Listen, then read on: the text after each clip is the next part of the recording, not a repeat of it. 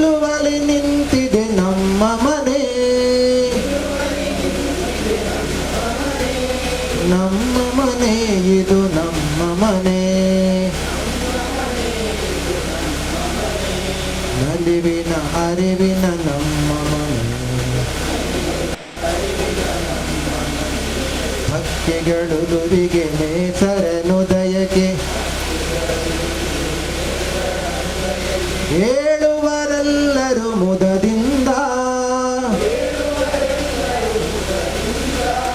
ಮೇಯುತ ಮಡಿಯಲಿ ನೆನೆಯುತ್ತ ದೇವರು,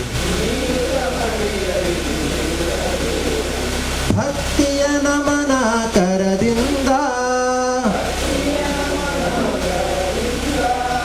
ನಮ್ಮ ಮನೆ ಇದು ನಮ್ಮ ಮನೆ. ನಲಿವಿನ ಅರಿವಿನ ನಮ್ಮ ಮನೆ, ಅಕ್ಕ ತಂಗಿಯರ ಅಣ್ಣ ತಮ್ಮಂದಿರ ಕದನ ಕುತೂಹಲ ಮುದವಿರಲು, ಬೆಳೆಯುತ್ತ ನಾವು ನಾಡಿನ ಪ್ರಜೆಗಳು, ಇದು ನಮ್ಮ ಮನೆ. ನಲಿವಿನ ಅರಿವಿನ ನಮ್ಮ ಮನೆ, ಹಬ್ಬ ಹರಿದಿನವು ಮಾವು ಬಾಳೆಯು ಹಸಿರಿಂದ, ರಂಗವಲ್ಲಿಯೋ ಹೊಸ್ತಿಲ ದೀಪವು, ರುಚಿ ರುಚಿ ಅಡಿಗೆಯು ಘಮ್ಮೆಂದು, ನಮ್ಮ ಮವಿನ ನಮ್ಮ ಮನೆ. ಏಳು ಬೀಳಿಗೆ ಕದಲದ ಮನವು, ಛಲದಲ್ಲಿ ದುಡಿಯುವ ಕೈಗಳಿವು, ಬೀಳಿಗೆ ಆಸರೆ ಏಳ್ಗೆಗೆ ಹರಕೆ, ತುಂಬಿದ ಮನೆ ಮೇಲ್ತಾಳನವು, ನಮ್ಮ ಮನೆ ಇದು ನಮ್ಮ ಮನೆ. ನಲಿವಿನ ಅರಿವಿನ ನಮ್ಮ ಮನೆ, ಶಾಲೆಯು ಇದುವೇ ಬದುಕಿನ ಪಾಠಕ್ಕೆ, ನಾಳೆಯ ಕನಸಿನ ಚೇತನವು, ರಾಷ್ಟ್ರವ ಕಟ್ಟುವ ಸಂಸ್ಕೃತಿ ಸಾಧಕೆ, ಕೇಶವ ಕುಲದ ನಿಕೇತನವು, ನಮ್ಮ ಮನೆ ಇದು ನಮ್ಮ ಮನೆ. ನಲಿವಿನ ಅರಿವಿನ ನಮ್ಮ ಮನೆ, ಪ್ರೀತಿಯ ನೀತಿಯ ಭದ್ರ ಬುನಾದಿಯ ಮೇಲೆ ನಿಂತಿದೆ ನಮ್ಮ ಮನೆ, ನಮ್ಮ ಮನೆ ಇದು ನಮ್ಮ ಮನೆ. ನಲಿವಿನ ಅರಿವಿನ ನಮ್ಮ ಮನೆ.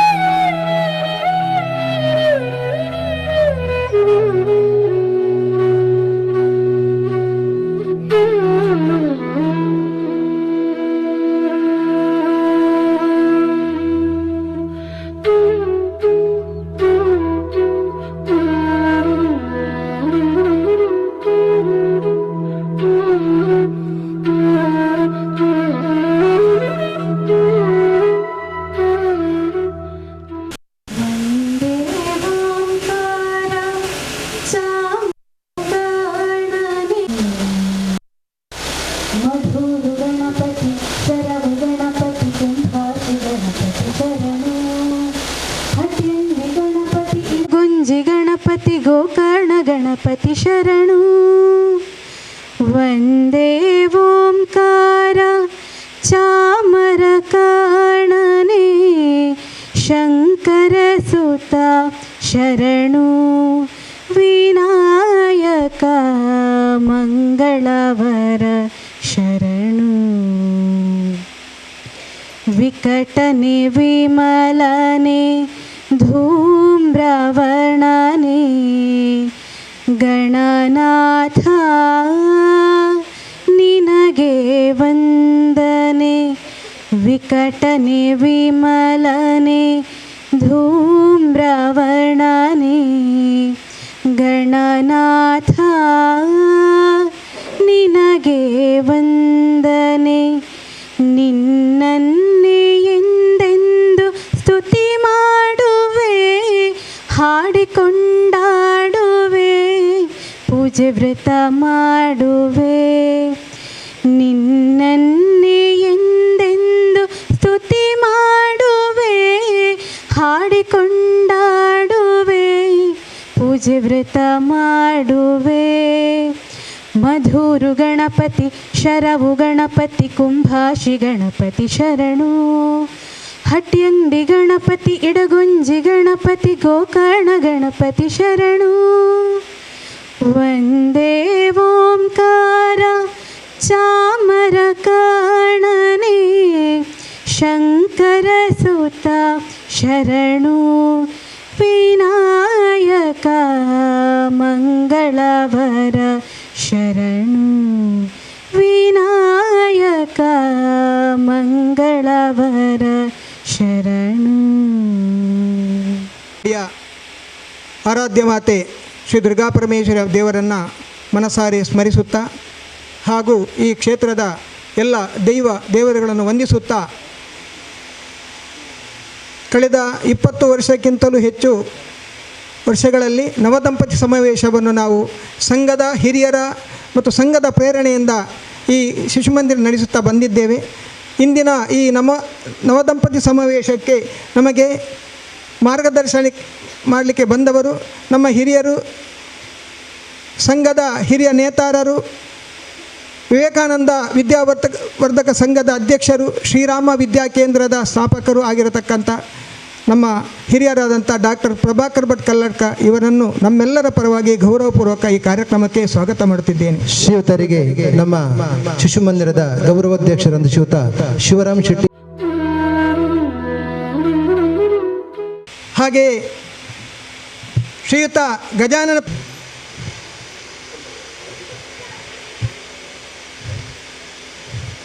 ಹಾಗೆ ನಮ್ಮ ತುಳುನಾಡಿನ ದೈವಕ್ಷೇತ್ರ ಎಂದರೆ ಬಹಳ ಒಂದು ಪವಿತ್ರವಾದಂಥ ಸ್ಥಳ. ಯಾಕೆಂದರೆ ದೈವದ ನಂಬಿಕೆ ಮತ್ತು ಆರಾಧನೆಯ ಮೂಲಕ ಇಡೀ ಹಿಂದೂ ಸಮಾಜವನ್ನು ಒಟ್ಟಿಗೆ ಸೇರಿಸಿ, ಎಂತಹ ಅವ್ಯವಸ್ಥೆ ಇದ್ದರೂ ಕೂಡ, ಎಂತಹ ಕೋಪತಾಪಗಳಿದ್ದರೂ ಕೂಡ ಒಂದು ಕುಟುಂಬವನ್ನು ಒಂದುಗೂಡಿಸಿ, ಇಡೀ ಕುಟುಂಬವನ್ನು ಒಂದುಗೂಡಿಸಿ ಹಿಂದೂ ಸಮಾಜಕ್ಕೆ ಬಲ ಕೊಡುವಂಥ ಕ್ಷೇತ್ರ ಎಂದರೆ ಅದು ದೈವದ ಕ್ಷೇತ್ರ, ದೇವಸ್ಥಾನ. ಅದರಲ್ಲಿ ಅನೇಕ ವರ್ಷಗಳಿಂದ ದೈವ ನರ್ತಕರಾಗಿ ಸೇವೆ ಮಾಡಿದಂತಹ ದಿವಂಗತ ಜಾರಪ್ಪ ಪಂಬದ ಇವರ ಸುಪುತ್ರರಾದಂಥ ಉಮೇಶ್ ಪಂಬದ ಗಂಧಕಾಡು ಪದವಿನಂಗಡಿ ಹಾಗೂ ಅವರ ಧರ್ಮಪತ್ನಿ ಶ್ರೀಮತಿ ಗೀತಾ ಇವರನ್ನು ಕೂಡ ಈ ಕಾರ್ಯಕ್ರಮಕ್ಕೆ ಅತ್ಯಂತ ಗೌರವಪೂರ್ವಕವಾಗಿ ಸ್ವಾಗತ ಮಾಡುತ್ತಿದ್ದೇನೆ. ಶ್ರೀಯುತರಿಗೆ ಸುಂದರ ಅಂಚನೆ ಇವರು ಶಾಲಿನ ಮೂಲಕ ಅವರನ್ನು ಗೌರವಿಸಬೇಕಾಗಿ ವಿನಂತಿಯನ್ನು ಮಾಡ್ತಾ ಇದ್ದೇನೆ. ಶೋಭಾ ಕಜಿ. ಹಾಗೆ ಇನ್ನೋರ್ವರು ಹಿರಿಯರು ಜೀವನ್ ದಾಸ್, ಜನನಿದಾಸ್, ರಾಮಕೃಷ್ಣ ಮಿಷನ್ನ ಪ್ರಮುಖರು, ಇವರಿಗೂ ಕೂಡ ಈ ಕಾರ್ಯಕ್ರಮಕ್ಕೆ ಗೌರವಪೂರ್ವಕ ಸ್ವಾಗತವನ್ನು ಮಾಡುತ್ತಿದ್ದೇನೆ. ಶ್ರೀಯುತರಿಗೆ ಶಿಶು ಮಂದಿರದ ಉಪಾಧ್ಯಕ್ಷರಾದಂತಹ ಶ್ರೀಯುತ ಸುಧಾಕರ್ ಆಳ್ವಾಸ ಅಂತ ಗೊತ್ತು, ಇವರು ಶಾಲಿನ ಮೂಲಕ ಅವರನ್ನು ಗೌರವಿಸಬೇಕಾಗಿ ವಿನಂತಿಯನ್ನು ಮಾಡ್ತಾ ಇದ್ದೇನೆ.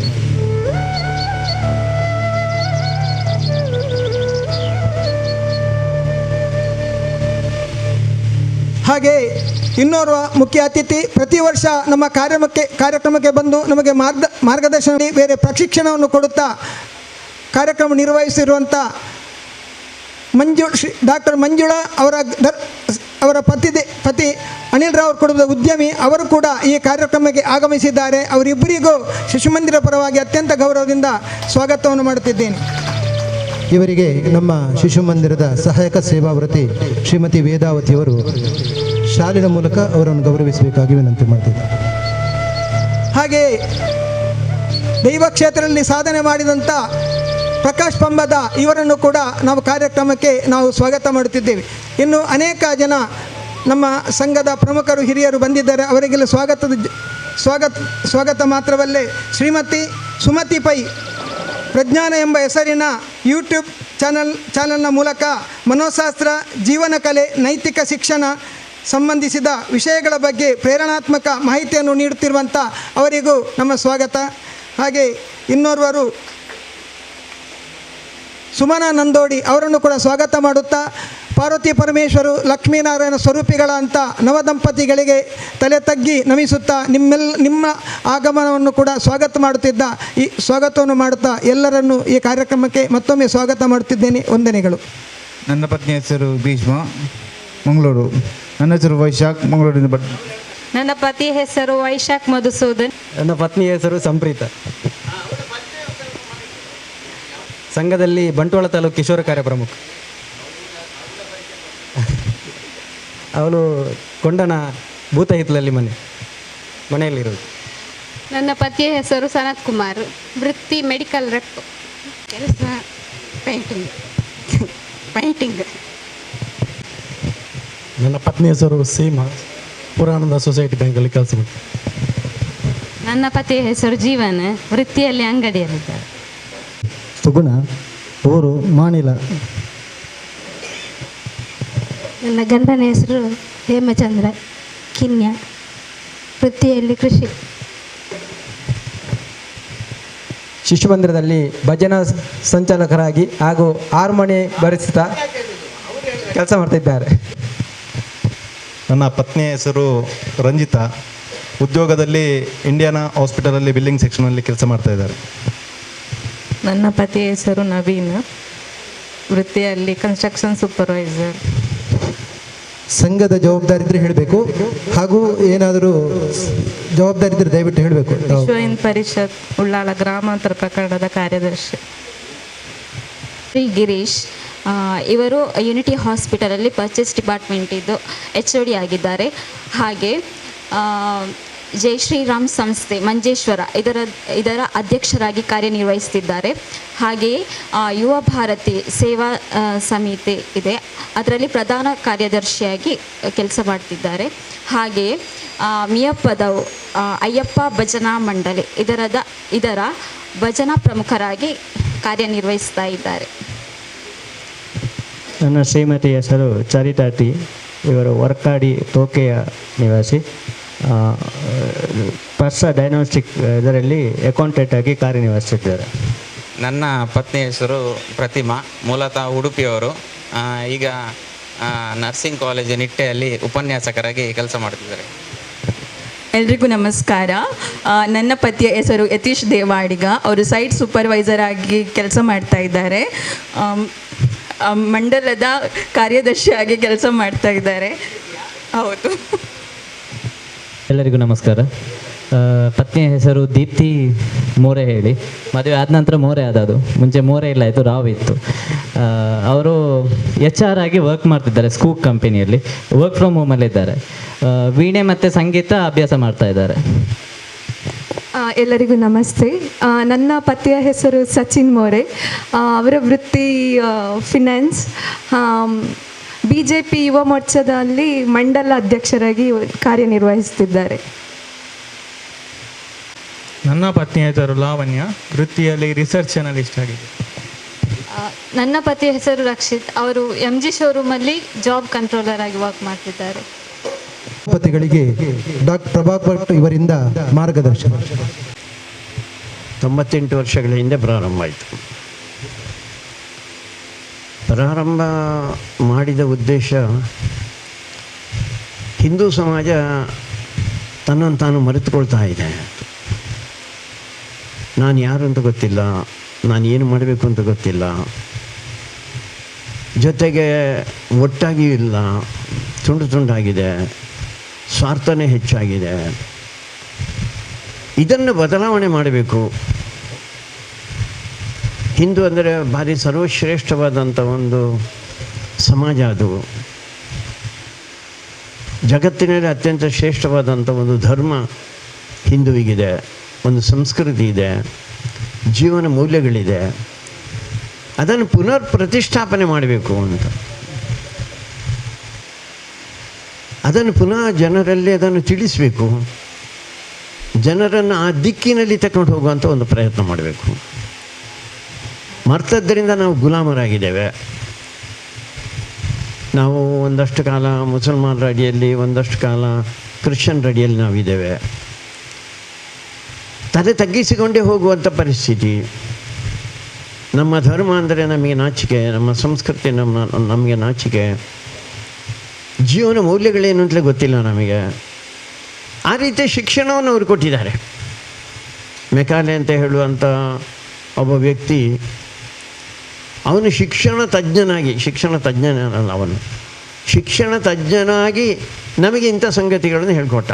ಅದಕ್ಕೋಸ್ಕರ ನಾವು ಯಾರು ಅಂತ ಗೊತ್ತಿಲ್ಲ, ನಮಗೆ ಏನು ಮಾಡಬೇಕು ಅಂತಲೂ ಗೊತ್ತಿಲ್ಲ. ಅದಕ್ಕೆ ಒಬ್ಬ ಮಹಾಪುರುಷ ಡಾಕ್ಟರ್ ಕೇಶವ್ ಬಲಿರಾಮ್ ಹೆಡ್ಗೇವಾರ್ ಅಂತ ಹೇಳುವಂಥವರು ರಾಷ್ಟ್ರೀಯ ಸ್ವಯಂ ಸೇವಕ ಸಂಘವನ್ನು ಪ್ರಾರಂಭ ಮಾಡಿದ್ದಾರೆ. ನಿಧಾನವಾಗಿ ಒಬ್ಬೊಬ್ಬನನ್ನು ಸಮಾಜದಿಂದ ಕರ್ಕೊಂಡು ಬಂದು ಅವನಿಗೆ ಈ ಚಿಂತನೆಯನ್ನು ಕೊಟ್ಟು ನಮ್ಮ ಸಮಾಜದಲ್ಲಿರುವಂಥ ದೋಷಗಳನ್ನು ಬದಿಗೆ ಸರಿಸಿ ಅವನಲ್ಲಿ ಒಂದು ಶಿಸ್ತು, ಅನುಶಾಸನ, ದೇಶಭಕ್ತಿ, ಸೇವಾ ಮನೋಭಾವನೆ, ಸಮರ್ಪಣೆಯ ಮನೋಭಾವನೆ, ಒಟ್ಟಾಗಿ ಯೋಚನೆ ಮಾಡುವಂಥ ಚಿಂತನೆ, ಇದೆಲ್ಲವನ್ನು ಕಲಿಸ್ತಾ ಬಂದರು. ನಿಧಾನವಾಗಿ ಸಂಘ ಬೆಳೀತಾ ಬಂತು. ನಾಗ್ಪುರದಲ್ಲಿ ಪ್ರಾರಂಭ ಆದಂಥ ಸಂಘಟನೆ ಇವತ್ತು ನಮ್ಮ ದೇಶದಾದ್ಯಂತ ಎಲ್ಲ ರಾಜ್ಯಗಳಿಗೆ, ಎಲ್ಲ ಜಿಲ್ಲೆಗಳಿಗೆ, ಎಲ್ಲ ತಾಲೂಕುಗಳಿಗೆ, ಕೆಲವು ಕಡೆಯಲ್ಲಿ ತಾಲೂಕಿನಿಂದ ಗ್ರಾಮ ಮಟ್ಟದವರೆಗೆ, ಗ್ರಾಮದಿಂದ ಇನ್ನೂ ಕೆಳಗಿನ ಬೂತ್ ಮಟ್ಟದವರೆಗೆ ನಮ್ಮ ಕಾರ್ಯ ನಡೀತಾ ಇದೆ. ಬರೀ ಭಾರತದಲ್ಲಿ ಮಾತ್ರ ಅಲ್ಲ, ಜಗತ್ತಿನಾದ್ಯಂತ ಇದ್ದಾರೆ ಹಿಂದೂಗಳು. ಹೋದಂಥ ಹಿಂದೂಗಳಿಗೂ ಹಾಗೆ ಅನಿಸಿದೆ, ನಾವು ಏನೂ ಅಲ್ಲ ಅಂತ ಅನಿಸಿದೆ. ಯಾರು ಶ್ರೇಷ್ಠ ಹೇಳಿದರೆ ಅಮೇರಿಕಾ ಅಂತ ಹೇಳ್ತೇವೆ, ಇಲ್ಲಾಂತಾರೆ ಇಂಗ್ಲೆಂಡ್ ಅಂತ ಹೇಳ್ತೇವೆ, ಇಲ್ಲರೆ ರಷ್ಯಾ ಅಂತ ಹೇಳ್ತೇವೆ. ಹೀಗೆ ನಾವು ಸರ್ವಶ್ರೇಷ್ಠರು ಅಂತ ಹೇಳುವಂಥ ಮನೋಭಾವನೆ ನಮ್ಮಿಂದ ಕಡಿಮೆ ಆಗ್ತಾ ಇದೆ. ಅದರರ್ಥ ಇನ್ಯಾರನ್ನು ದೂರಬೇಕು ಅಂತಲ್ಲ, ಆದರೆ ನಮ್ಮ ಶ್ರೇಷ್ಠ ಚಿಂತನೆಗಳು ನಮ್ಮಲ್ಲಿ ಮೂಡಿ ಬರಬೇಕು ಅಂತ ಹೇಳುವಂಥ ದೃಷ್ಟಿಯಿಂದ ರಾಷ್ಟ್ರೀಯ ಸ್ವಯಂ ಸೇವಕ ಸಂಘ ಪ್ರಾರಂಭ ಆಗಿದೆ. ಅದರಲ್ಲಿ ಬರ್ತಾ ಇರುವಂಥದ್ದು ಗಂಡಸರಿಗಿರುವಂಥ ಒಂದು ಸಂಘಟನೆ. ಅದಕ್ಕೋಸ್ಕರ ಬಂದಂಥ ಅಂದರೆ 1 ಗಂಟೆ ಶಾಖೆ ಅಂತ ನಾವು ಹೇಳ್ತಾಯಿದ್ದೆವು. ಅದೇ ಒಂದು ಸ್ಮಾಲೆಸ್ಟ್ ಯೂನಿಟ್ ನಮ್ಮ ಸಂಘದ್ದು. ಆದರೆ ಅಲ್ಲಿ ಮಾತ್ರ ಆಗಿರಲಿಲ್ಲ, ಅದನ್ನು ನಾವು ಮನೆಗೆ ತಗೊಂಡು ಹೋಗ್ತಾಯಿದ್ದು. ಅಲ್ಲಿ ಬಂದಂಥ ಕಾರ್ಯಕರ್ತರು ಅಥವಾ ಅಲ್ಲಿದ್ದಂಥ ಸ್ವಯಂ ಸೇವಕ ಅವನು ಮನೆಗೆ ಹೋಗ್ತಾ ಇದ್ದ, ಮನೆಯಲ್ಲಿ ಈ ಚಿಂತನೆಯನ್ನು ಬಿತ್ತು ಅಂತ ಕೆಲಸವನ್ನು ಮಾಡ್ತಾ ಬಂದಿದ್ದ. ಅದಕ್ಕೋಸ್ಕರ ಗೊತ್ತಿಲ್ಲದೆ ನಿಧಾನವಾಗಿ ಸಮಾಜ ನಮ್ಮನ್ನು ಸ್ವೀಕಾರ ಮಾಡ್ತಾ ಬಂತು. ಹೌದೌದು, RSS ಒಂದು ಒಳ್ಳೆಯ ಸಂಘಟನೆ, ಅದು ನಾವು ಈ ಸಂಘಟನೆ ಒಟ್ಟಿಗೆ ಜೂಡ್ಕೊಳ್ಬೇಕು ಅಂತ ನಿಧಾನವಾಗಿ ಅದು ಬರೀ RSSನ ಭಾಗದಲ್ಲಿ ಮಾತ್ರ ಹಿಂದುತ್ವ ಹೇಳೋದಲ್ಲ, ಸಮಾಜದ ಬೇರೆ ಬೇರೆ ಭಾಗಗಳಲ್ಲಿ ಕೂಡ ಈ ಚಿಂತನೆಯನ್ನು ಹಬ್ಬಿಸಬೇಕು ಅಂತ ಹೇಳುವಂಥ ದೃಷ್ಟಿಯಿಂದ ವಿದ್ಯಾರ್ಥಿ ಕ್ಷೇತ್ರದಲ್ಲಿ, ಧಾರ್ಮಿಕ ಕ್ಷೇತ್ರದಲ್ಲಿ, ಕಾರ್ಮಿಕ ಕ್ಷೇತ್ರದಲ್ಲಿ, ವನವಾಸಿಗಳ ಕ್ಷೇತ್ರದಲ್ಲಿ ಎಲ್ಲ ಕಡೆಯಲ್ಲಿ ಕೂಡ ಹಿಂದುತ್ವದ ತಿರುಳು ಏನಿದೆ, ವಿಚಾರ ಏನಿದೆ, ಅದನ್ನು ಬಿಂಬಿಸುವಂಥ ಕೆಲಸ ಮಾಡ್ತಾ ಬಂತು.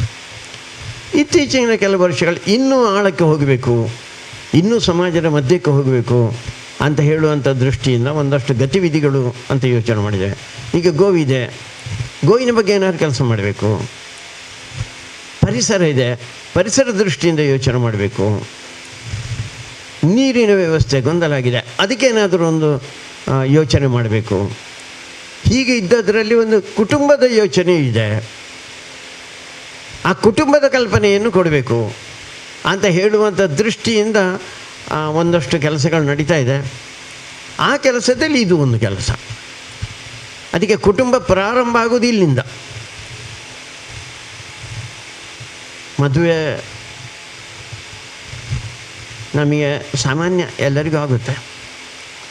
ಸನ್ಯಾಸಿಗಳನ್ನು ಬಿಟ್ಟರೆ ಅಥವಾ RSSನ ಕೆಲವು ಜನ ಪ್ರಚಾರಕರು ಅಂತ ಹೇಳೋರನ್ನು ಬಿಟ್ಟರೆ ಉಳಿದವರೆಲ್ಲರೂ ಮದುವೆ ಆಗ್ತಾರೆ. ಸಾಮಾನ್ಯ ಎಲ್ಲರೂ ಮದುವೆ ಆಗ್ತಾರೆ. ಹಾಗಾದರೆ ಮದುವೆ ಯಾಕೆ ಏನು ಅಂತ ಸಾಮಾನ್ಯ ಬರ್ತದೆ. ಸಾಮಾನ್ಯ ಯೋಚನೆ ಒಂದು ಬೇರೆ, ಆದರೆ ಹಿಂದೂ ಸಮಾಜ ಯೋಚನೆ ಮಾಡೋದು ಬೇರೆ. ಹಿಂದೂ ಸಮಾಜದಲ್ಲಿ ಒಬ್ಬ ಮನುಷ್ಯ ಅವನು ಶ್ರೇಷ್ಠ ಆಗಬೇಕು ಅಂತ ಯೋಚನೆ ಮಾಡ್ತಾ ಹೋಗ್ತಾರೆ. ಒಂದು ಉಳಿದವರಿಗೂ ನಮಗೆ ಒಂದು ಸಣ್ಣ ಕಲ್ಪನೆಯಲ್ಲಿ ವ್ಯತ್ಯಾಸ ಇದೆ. ಉಳಿದ ಅದು ಕ್ರಿಶ್ಚಿಯನ್ರು ಇರ್ಬೋದು, ಉಳಿದಂಥವ್ರು ಇರ್ಬೋದು, ಅವರೆಲ್ಲರೂ ಹುಟ್ಟುವ ಮಗುವನ್ನು ಪಾಪಿ ಅಂತ ಹೇಳ್ತಾರೆ ಅವರು. ನಾವು ದೇವರು ಅಂತ ಹೇಳ್ತೇವೆ. ನೀವು ತುಳಿನಲ್ಲಿ ಆ ಕಡೆ ಈ ಕಡೆ ನೋಡಿರ್ಬೋದು, ಕೇಳಿರ್ಬೋದು. ಮಗುವನ್ನು ಎಂಜೊಲ್ಲರೆ ದೇವರೇ ಅಂತ ಕೇಳ್ತಾರೆ, ಬಹುವಚನದಲ್ಲಿ ಮಾತಾಡ್ತಾರೆ. ಅಂದರೆ ದೇವರ ಸೃಷ್ಟಿ ಅಂತ ನಾವು ಯೋಚನೆ ಮಾಡ್ತೇವೆ. ಅದಾದ ಮೇಲೆ ಆ ಮಗುವನ್ನು ಬೆಳೆಸ್ತಾ ಹೋಗಲಿಕ್ಕೆ ಬೇಕಾದಂಥ ಸಂಸ್ಕಾರಗಳನ್ನು ಕೊಡ್ತಾ ಹೋಗ್ತೇವೆ. ಅದಕ್ಕೆ ಹುಟ್ಟಿದ ಮಗು ಅವನು ದೇವರ ರೂಪದಲ್ಲಿ ನಾವು ಕಂಡರು ಅವನೂ ದೇವರಾಗ್ಬೋದು, ಮನುಷ್ಯ ಆಗಿದ್ದಂಥವನು ದೇವರಾಗ್ಬೋದು. ಈ ದೇಶದಲ್ಲಿ ನಾರಾಯಣನಾಗ್ಬೋದು ಅಂತ ಹೇಳುವಂಥ ಕಲ್ಪನೆ ನಮ್ಮಲ್ಲಿ ಮಾತ್ರ ಇರೋದು. ಅದಕ್ಕೋಸ್ಕರ ಅವನಿಗೆ ಸಂಸ್ಕಾರಗಳನ್ನು ಆಯಾ ಸಂದರ್ಭದಲ್ಲಿ ಕೊಡ್ತಾ ಹೋಗ್ತೇವೆ ನಾವು. ಹಾಗೆ 16 ಸಂಸ್ಕಾರಗಳಿದೆ. ಆ 16 ಸಂಸ್ಕಾರಗಳಲ್ಲಿ ಎಂತ ಹೇಳ್ತಾರೆ, ಸೀಮಂತ ಅಂತ ಒಂದು ಸಂಸ್ಕಾರ ನೀವು ಕೇಳಿರ್ಬೋದು. ಅವಳು 7 ತಿಂಗಳು ಗರ್ಭಿಣಿಯಾದಾಗ ಪ್ರಾರಂಭದ ಹಂತದಲ್ಲಿ ಒಂದು ವಿಶೇಷವಾದಂಥ ಒಂದು ಸಂಸ್ಕಾರ ಮಾಡ್ತಾರೆ.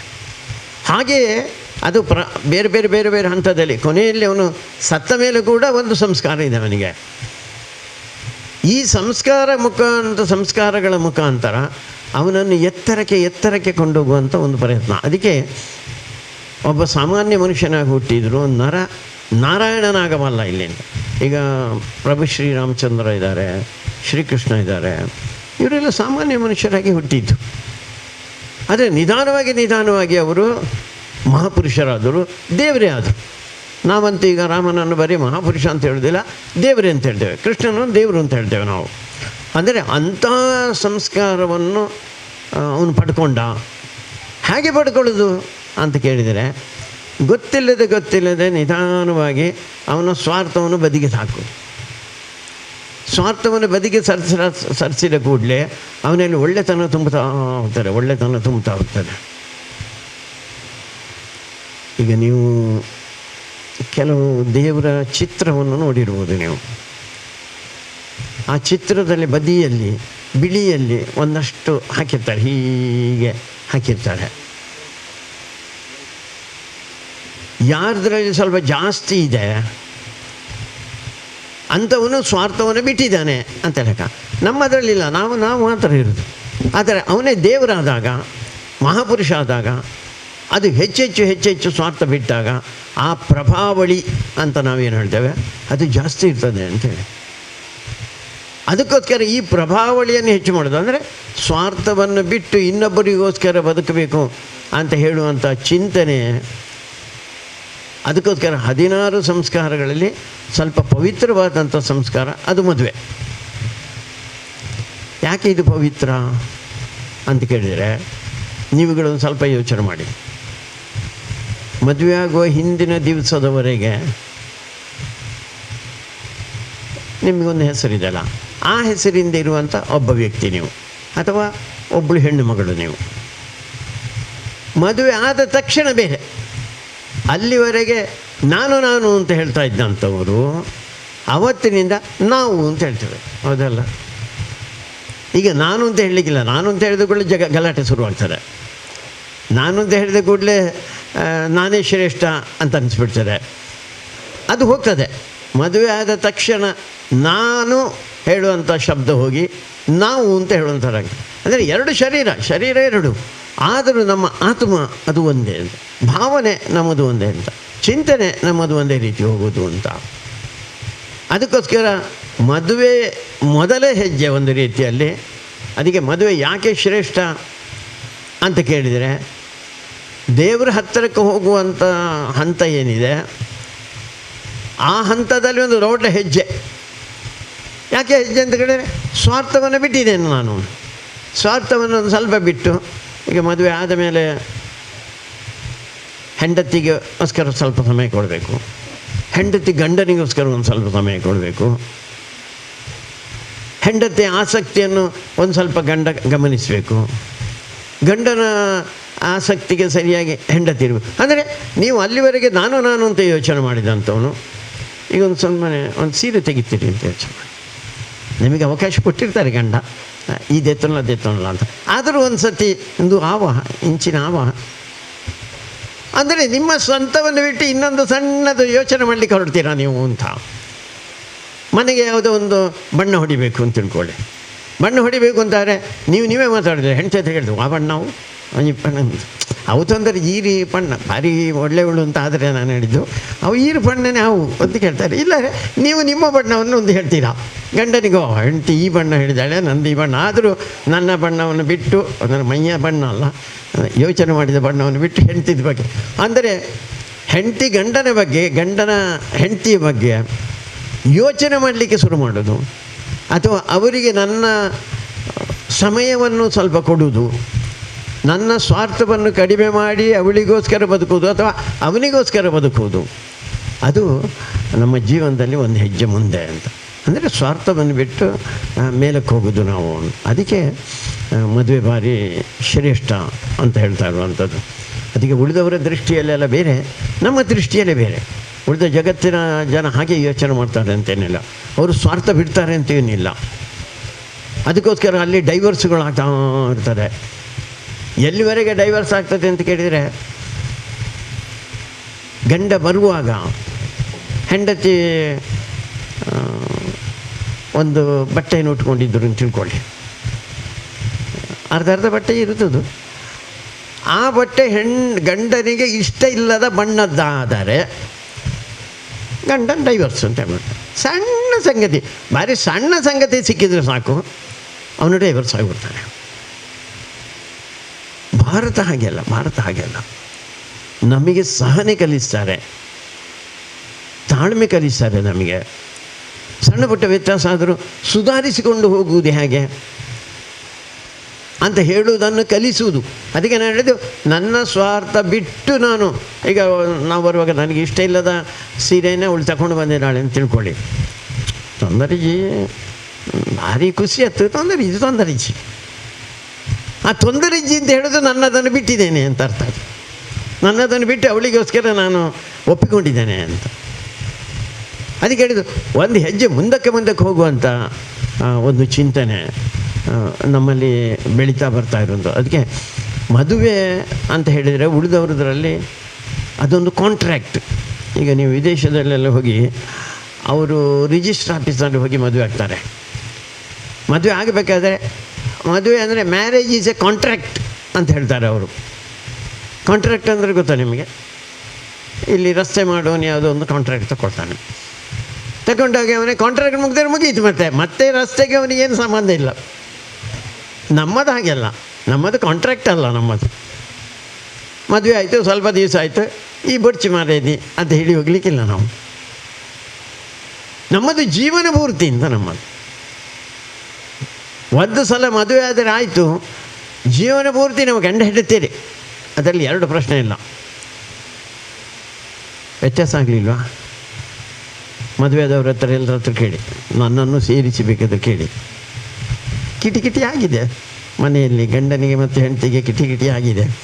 ಕಲ್ಸತಿ ಕಿಟಿ ಆಗಿ ಎಲ್ಲಿವರೆಗೆ ಅಂತ ಕೇಳಿದರೆ, ಮಲಗುವಾಗ ಗಂಡ ಆಚೆ ಮುಖ, ಹೆಂಡತಿ ಈಚೆ ಮುಖ. ಬೆಳಿಗ್ಗೆ ನೋಡಿದರೆ ಮತ್ತೆ ಮುಖ ಯಾಕೆ ಅಂತ ಹೇಳಿದರೆ, ನನಗೆ ನೆನಪಾಯ್ತು, ಈಗ ಜಗಳ ಆದರೂ ನಾವೊಂದು ಸಂಕಲ್ಪ ತಗೊಂಡಿದ್ದೇವೆ, ಒಂದು ವೃತ್ತ ಸ್ವೀಕಾರ ಮಾಡಿದ್ದೇವೆ, ಒಟ್ಟಿಗಿರ್ತೇವೆ ಅಂತ. ಅಲ್ಲಿ ಯಜ್ಞದ ಎದುರಿನಲ್ಲಿ, ಅಗ್ನಿಯ ಎದುರಿನಲ್ಲಿ ನಾವೊಂದು ಸಂಕಲ್ಪ ತಗೊಂಡಿದ್ದೇವೆ. ಸಂಕಲ್ಪ ತಗೊಂಡಿದ್ದೇವೆ ಅಂತ ಕೇಳಿದರೆ ಜೀವನ ಪೂರ್ತಿ ಒಟ್ಟಿಗೆ ಇರ್ತೇವೆ ನಾವು ಅಂತ. ಯಜ್ಞ ಅಂದರೆ ಹಾಗೆ, ಕೆಟ್ಟದನ್ನೆಲ್ಲ ತೆಗೆದು ಹಾಕಿ ಒಳ್ಳೆಯದರ ಕಡೆಗೆ ಹೋಗುವಂಥದ್ದು. ಅಂಥ ಮದುವೆ ಅಂದರೆ ಅದೊಂದು ಯಜ್ಞ ಇದ್ದ ಹಾಗೆ ಅಂತ ನಾವು. ಅದರಿಂದ ಒಳ್ಳೆಯದೇ ಬರ್ತದೆ ಅಂತ. ಅದಕ್ಕೋಸ್ಕರ ಮದುವೆ ನಮ್ಮ ದೃಷ್ಟಿಯಲ್ಲಿ ಅದೊಂದು ಸರ್ವಶ್ರೇಷ್ಠವಾದಂಥದ್ದು. ಅದಕ್ಕೆ ಈಗ ಅವರು ಪ್ರಾರಂಭದಲ್ಲಿ ಹೇಳಬೇಕಾದ್ರೆ ಲಕ್ಷ್ಮೀನಾರಾಯಣ ಸ್ವರೂಪರು ಅಂತ ಹೇಳಿದರು. ನಿಮ್ಮನ್ನು 1 ವರ್ಷದವರೆಗೆ ಹಾಗೇ ನೋಡ್ತಾರೆ, ನೆನ್ಪಿಟ್ಕೊಳ್ಳಿ. ಅದು 1 ವರ್ಷ ಆದಮೇಲೆ ಸ್ವಲ್ಪ ಹಳತಾಗ್ತದೆ, ಹಳತಾದ ಮೇಲೆ ಬೇರೆ. ಅಲ್ಲಿವರೆಗೆ ನೀವು ಲಕ್ಷ್ಮೀನಾರಾಯಣ ಸ್ವರೂಪರೇ, ನೀವು ದೇವರ ಸ್ವರೂಪ ಅಂತ. ಹೇಗೆ ಮಗು ಹುಟ್ಟಿದಾಗ ಮಗುವನ್ನು ನಾವು ದೇವರ ಸ್ವರೂಪ ಅಂತ ಕಾಣ್ತದೋ, ಹಾಗೆಯೇ ಮದುವೆ ಆದಂಥ ಸಂದರ್ಭದಲ್ಲಿ ದೇವರ ಸ್ವರೂಪ ಅಂತ ನಿಮ್ಮನ್ನು ಕಾಣ್ತದೆ. ಆ ರೀತಿಯ ವಾತಾವರಣ ಭಾವನೆ ನಮ್ಮಲ್ಲಿ ತುಂಬಬೇಕು ಅಂತ. ಸುಮ್ಮನೆ ಹಾಗೆ ಮದುವೆ ಆದದ್ದಲ್ಲ ನಾನು ಅಂತ, ಬರೀ ಗಮ್ಮತ್ತಿಗೋಸ್ಕರ ಮದುವೆ ಆದದ್ದಲ್ಲ ಅಂತ. ಅದು ಕೆಲವು ಪ್ರೇಮ ವಿವಾಹ ಇರ್ಬೋದು, ಅಥವಾ ವಿವಾಹ ಆದ ಮೇಲೆ ಪ್ರೇಮ ಇರುವುದು, ಎಲ್ಲ ಒಂದೇ. ಆ ಸಂದರ್ಭದಲ್ಲಿ ಕೂಡ ಶರೀರದ ಸುಖಕ್ಕೋಸ್ಕರ ಮಾತ್ರ ಮದುವೆ ಆಗಿರೋದು ಅಂತಲ್ಲ. ಯಾವುದೋ ಒಂದು ಹಂತದಲ್ಲಿ ಶರೀರ ಸುಖ ಕಡಿಮೆ ಆಗಿ ಆಗ್ತದೆ, ಅದು ಎಷ್ಟು ದಿವಸ ಇರಲಿಕ್ಕೆ ಸಾಧ್ಯ? ಅದು ಜೀವನ ಪೂರ್ತಿ ಏನಿರುವುದಿಲ್ಲ ಅದು ಶರೀರದ ಸುಖ. ಆದರೆ ಶರೀರದ ಸುಖ ಉಂಟು, ಭಾವನೆಯಲ್ಲಿ ಉಂಟು, ಬರೀ ಶರೀರದಲ್ಲ, ಇನ್ನೇನೋ ಉಂಟು ಅಂತ. ಹೆಂಡತಿಯಲ್ಲಿ ನಾನು ಇನ್ನೇನೋ ಕಾಣ್ತೇನೆ, ಗಂಡನಲ್ಲಿ ಇನ್ನೇನೋ ನಾನು ಕಾಣ್ತೇನೆ ಅಂತ ಹೇಳುವಂಥ ಚಿಂತನೆ ಅದು ಹಿಂದುವಿನ ಚಿಂತನೆ ಅಂತ. ಅದಕ್ಕೆ ಒಂದು ಸಲ ಮದುವೆ ಆದರೆ ಜೀವನ ಪೂರ್ತಿ ನಾವು ಗಂಡ ಹೆಂಡ್ತೀರ. ಸಣ್ಣ ಪುಟ್ಟ ವ್ಯತ್ಯಾಸಗಳನ್ನು ಏನಿದ್ರೂ ಆ ಕಿಟಿಕಿಟಿಯನ್ನು ಸಹಿಸಿಕೊಂಡು ನಾವು ಒಟ್ಟಿಗೆ ಹೋಗ್ತೇವೆ. ಈ ಸಹನೆ ಉಂಟಲ್ಲ, ಇದು ಭಾರಿ ಸರ್ವಶ್ರೇಷ್ಠವಾದಂಥ ಒಂದು ಕಾರ್ಯ ಅಂತ.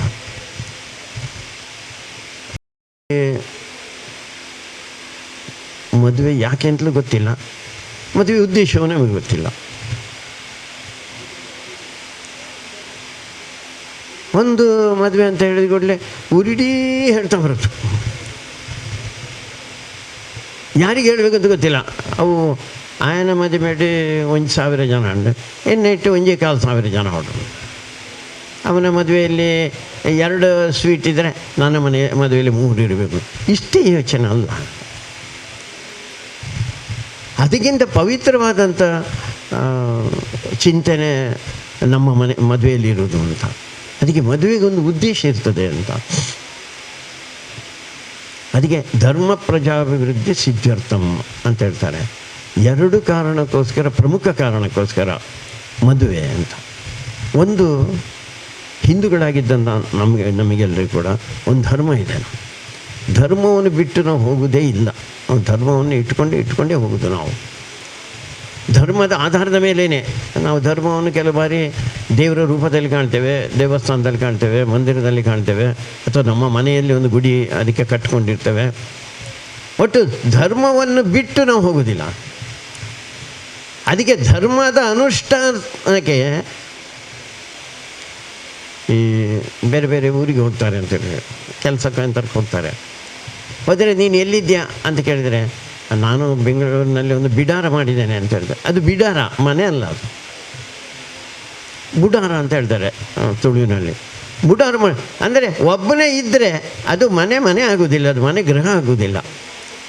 ಮನೆ ಗೃಹ ಆಗಬೇಕು ಅಂತ ಆದರೆ ಅದಕ್ಕೆ ಒಬ್ಬಳು ಗೃಹಿಣಿ ಬರಬೇಕು, ಆವಾಗ ಮಾತ್ರ ಅದು ಗೃಹ ಆಗೋದು. ಇಲ್ಲಾಂದರೆ ಗೃಹ ಆಗೋದಿಲ್ಲ. ನೋಡಿ ಹೇಗಿರ್ತದೆ ಅಂತ ಕೇಳಿದರೆ, ಗಂಡಸು ಬೇರೆ, ಹೆಂಗಸು ಬೇರೆ. ಗಂಡಸು ಏನೇ ಮಾಡಿದರೂ ಅವನ ಒಂದು ಮನೆಯನ್ನು ಮಾತ್ರ ಬೆಳಗಿಸ್ತಾನೆ. ಅವನ ಮನೆಯಲ್ಲಿ ಒಂದು ದೀಪ ಇರ್ತದೆ, ಆ ಮನೆಯನ್ನು ಬೆಳಗಿಸ್ತಾನೆ. ಹೆಣ್ಣು ಹೇಗಿರ್ತದೆ ಅಂತ ಕೇಳಿದರೆ, ಹೆಣ್ಣು ತನ್ನ ತಾಯಿಯ ಮನೆಯ ಬೆಳಕನ್ನು ಹಿಡ್ಕೊಂಡು ಬಂದು ಗಂಡನ ಮನೆಯ ಬೆಳಕಿನ ಜೊತೆಯಲ್ಲಿ ಸೇರಿಸಿ ಆ ಮನೆಗೆ ಶೋಭೆ ತರ್ತಾಳೆ ಅಂತ. 2 ಮನೆಯನ್ನು ಬೆಳಗಿಸುವವಳು ಹೆಣ್ಣು ಅಂತ ಲೆಕ್ಕನ. ಹೆಣ್ಣಿಗೆ ಭಾರಿ ಪ್ರಾಮುಖ್ಯತೆ ಹಿಂದೂ ಸಮಾಜದ ಇದರಲ್ಲಿ, ಹೆಣ್ಣಿಗೆ ಭಾರಿ ಪ್ರಾಮುಖ್ಯತೆ. ಇವತ್ತು ಹೊರಗಿನಿಂದ ನಾವು ಬಂದದ್ರಿಂದ, ಹೊರಗಿನ ಚಿಂತನೆಗಳು ಬಂದದ್ರಿಂದ ಅದು ವ್ಯತ್ಯಾಸಗಳಾಗ್ತಾ ಇದೆ. ಇಲ್ಲ ಅಂತ ಆದರೆ ಹೆಣ್ಣು ಭಾರಿ ಪವಿತ್ರ.